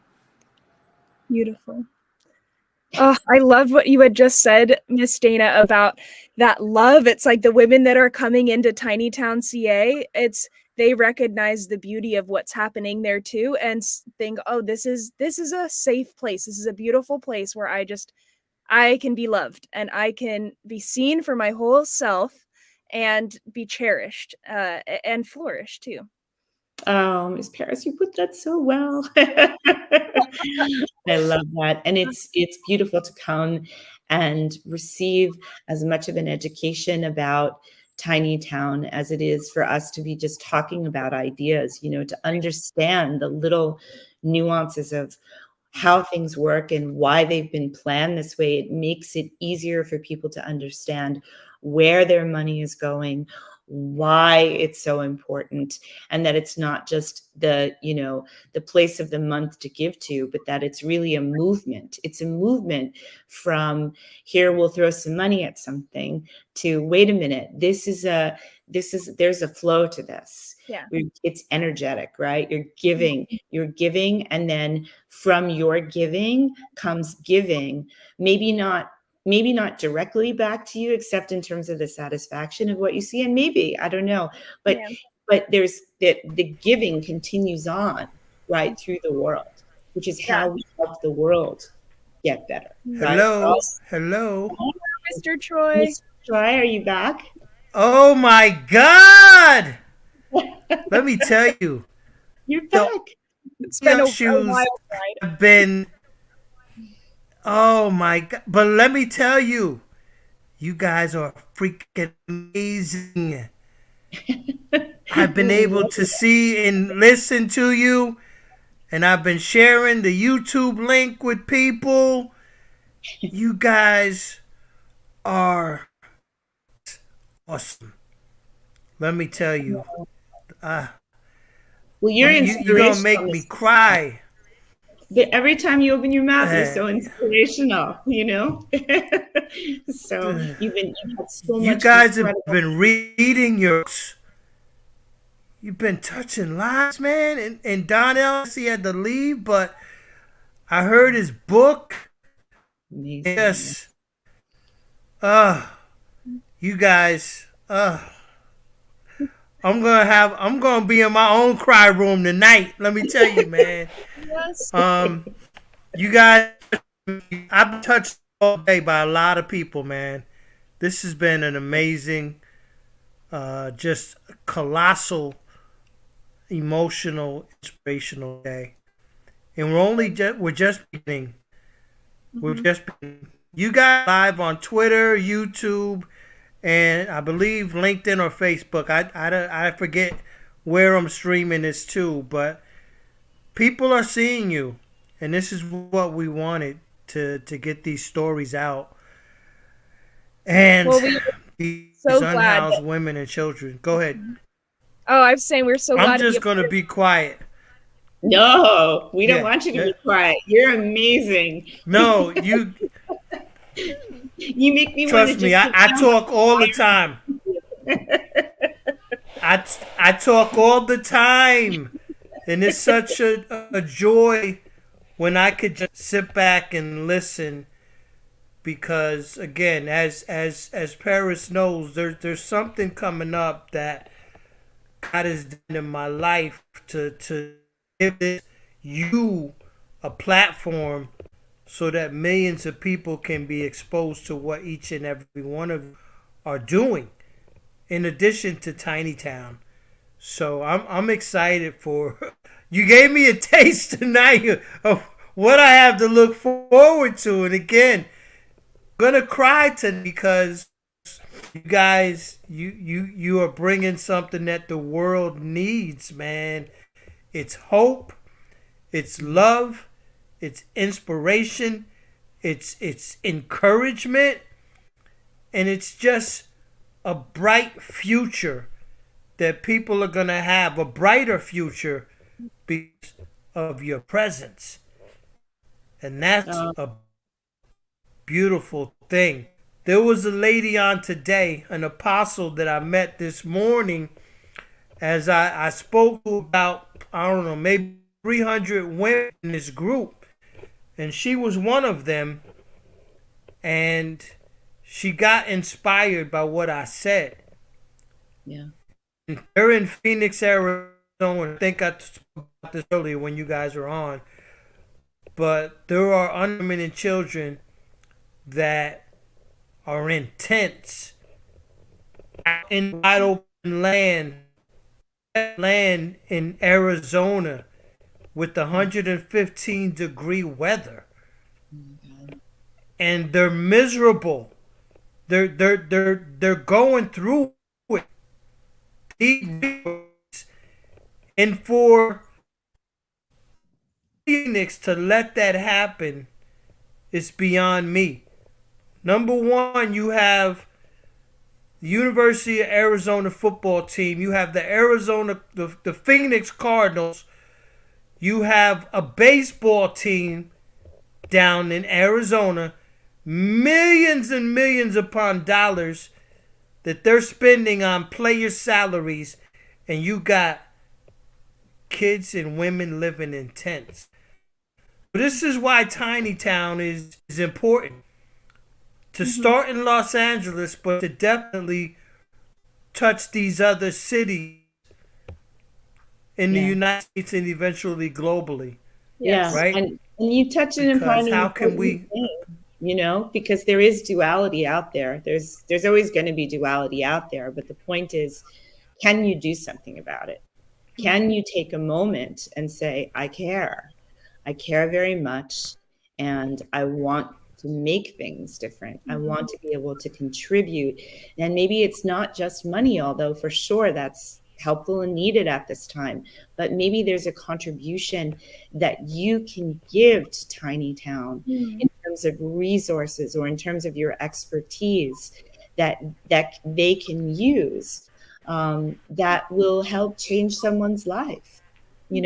That's something that is, I think, it's so important for us to realize that we ourselves have gifts or even physical things in our homes that are going to make a difference for other people's quality of life. It can be so simple, right?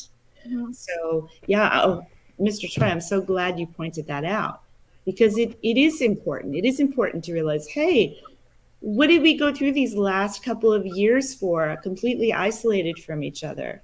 It was about learning to connect, learning to give to each other, learning to be better to each other, and this is such an obvious place to give.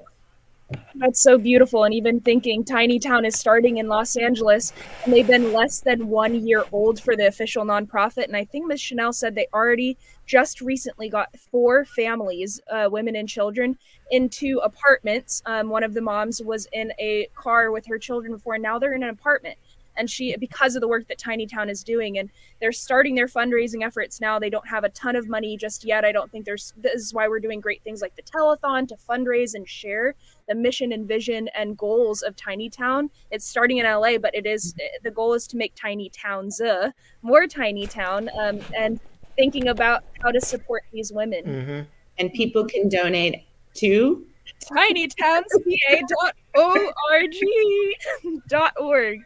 Yes, and we had the CFO, financial officer, come in earlier and spend time on the telethon, and she said if everyone in the US, she did the numbers, she said literally $1, we would have, I had it in my little calculator, it was something over 1,300 apartments would be available for women in need and their children. And thinking on her brain from a financial side, she said, think about the tax dollars that would be able So purely financially, if that's the goal, past, you want to give from your heart, but also financially, and helping other people helps other people. So it's a big effect.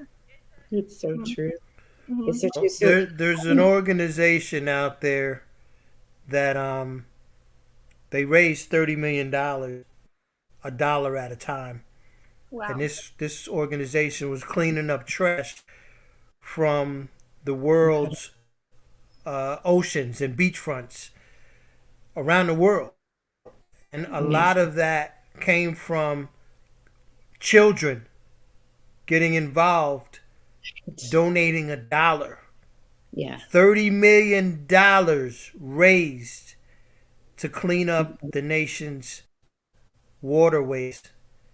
Wow. And we're talking about some of the most terrible places in the world, Brazil, Yeah. the world. And they're doing the same thing with trees.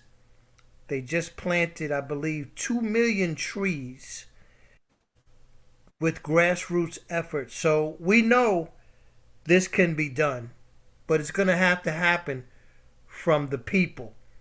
We cannot rely on government, because if the government wants to eradicate homelessness, the way they throw money to the rest of the world, they would have spent that money here.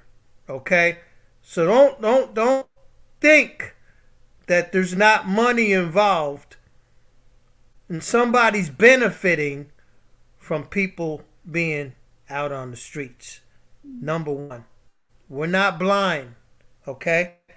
Number two is, you don't want me, and I gotta laugh when I think about this. You don't want me at the White House, because I'm a bold brother. I'm gonna sign. I'm gonna tell you what you're doing, what you better start doing. But I'm going to the White House, part of a health and nutrition coalition, and you better believe, once I get their attention, I'm bringing this homelessness initiative to them, because it all goes together with the Yeah. health, the nutrition, the disease. Everything works together, whether for us or against us. In this case of homelessness, is working against society, because society is losing. It's not only our unhoused women and children that are losing, society is losing. And we can't So have true. that as people, right? And we're going to Yeah. make that difference. I So know true. a change is coming. That May it change be is so. coming, because Yeah. the change is us, right? Coretta Scott Yes. King said it. She said, if the soul of the nation is to be changed, it must become that soul. Mm. And right now, people tonight, they are witnessing some spirited souls that aren't not we're going to have any other way but to succeed in this Mm. movement. Mm. No other And way. So true. So beautifully spoken.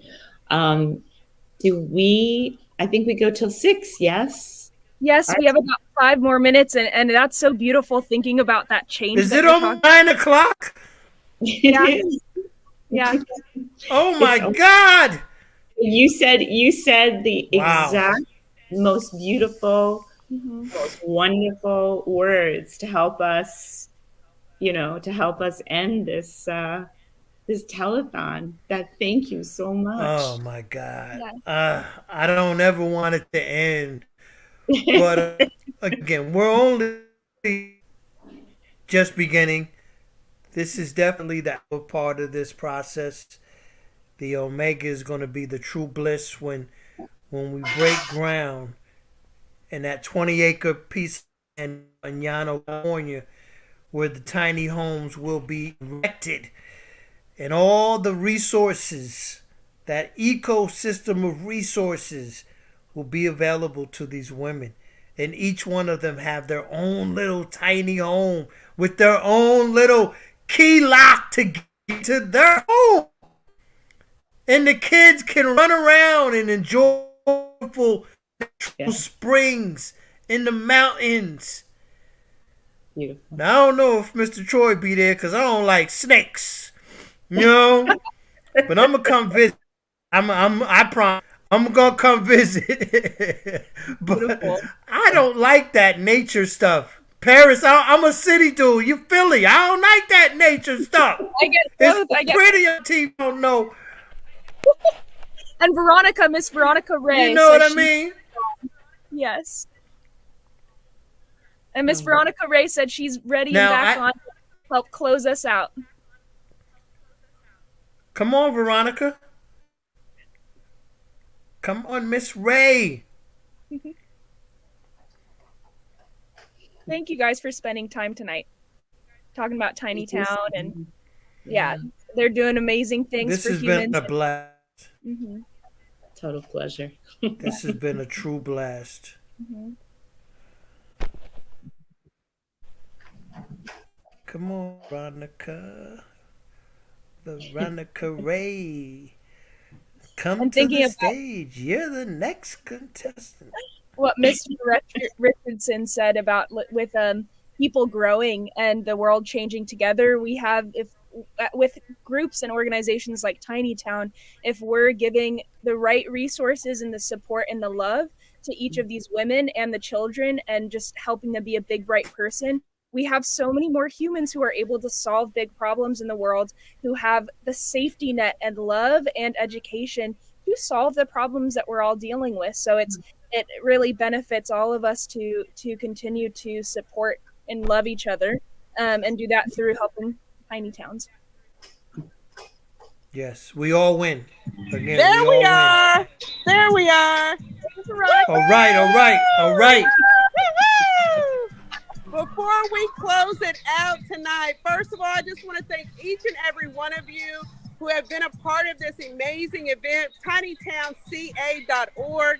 Again, I will say this again, it takes $1 from each and every one of you to make a difference. We can change the lives of so many women. We can eradicate homelessness, which changes our society and brings citizens into our culture that are thriving and also making a difference, right? If you have ever been a part of adversity, you know you overcome adversity and you bring your A game. And that's what we are assisting and helping these women to do. They've already struggled. They've already got the strength inside of them. Help us help them, give them a hand up. Before we exit here, I just want to take a moment, circle around to some of these amazing individuals and give them an opportunity to share their last closing remarks. Miss Chanel. Hi, everyone. We have Miss Florencia Pita and Mr. Ernie here from SciArt. They have blessed us with their presence and wanted to give them an opportunity to say hello as well. This is Miss Florencia Pita from SciArt. Hi, everybody. I'm glad to be here with Chanel, supporting her project and helping on anything that we can do. So on behalf of SciArt, we're participating, designing, studying, the ideas of housing. And so anything that we can give to Chanel, we're here for her run, of course. Wonderful.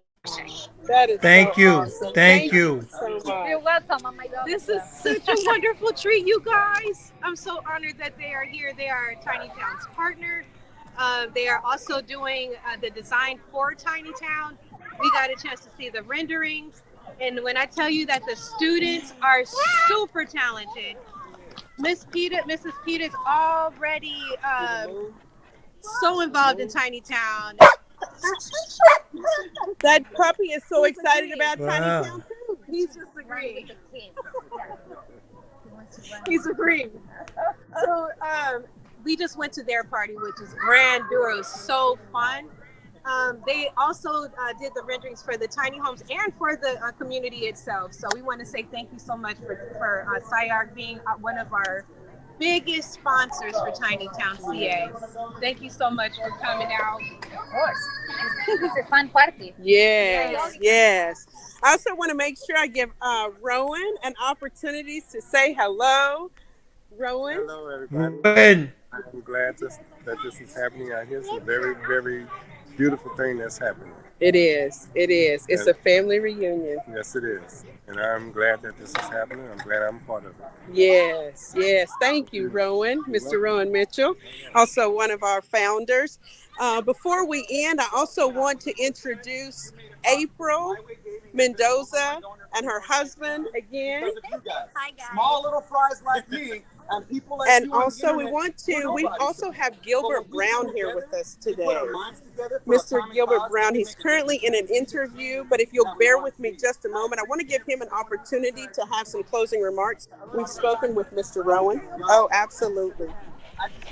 Yes. Gilbert, please go ahead, please.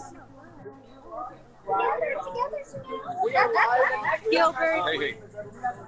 Yes. Gilbert is my friend.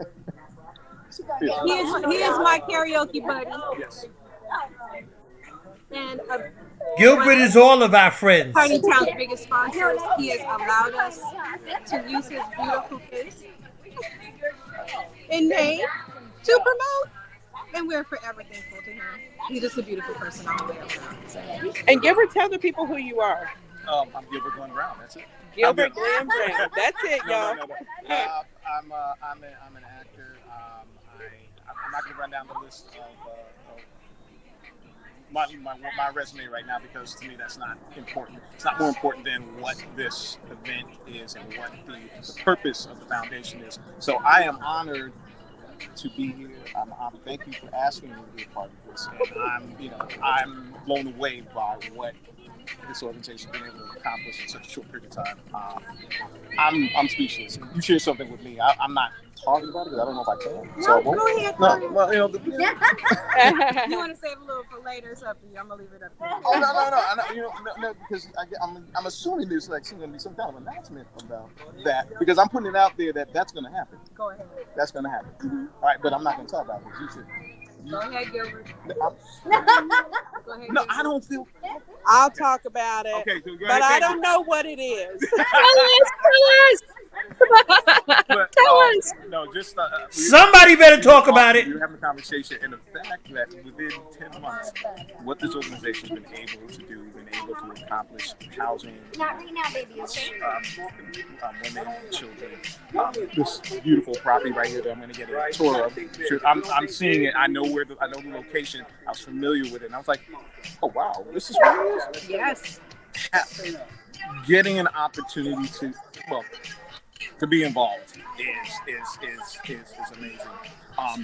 This property outside of LA that's happening, and also another one that is kind of on the fringe that's actually being discussed. I don't feel comfortable talking about it because When the announcement comes out, yes. he will be doing it. It'll just be more scripted. Oh, perfect. He didn't know that. I didn't know that. I found out right now. I am honored. I'll be honored to do that. Stay tuned, guys. Love you guys. So I'm gonna go ahead and I'm gonna leak a little bit. I'm gonna leak it a little bit, right? I'm gonna walk away from them and I'm gonna leak it. What they are both referring to is our phase 2. Phase 2 project is going to be massive, and that's all I'm gonna leak, y'all. I'm not gonna give all the goods away. It's not mine to give away. But they're referring to our phase 2 after we end our pilot program on September 30th. So please donate. Make sure you take an opportunity to donate. As Mr. Brown said, he was really impressed at the location that we have been able to acquire, because in this area, you would not typically house unhoused women and children. We wanted this opportunity so that we could give these women an opportunity to see that there is another way of life. It is not a shared shelter situation. We are changing lives. Wow. Please make your $1 donation to www.tinytownca.org.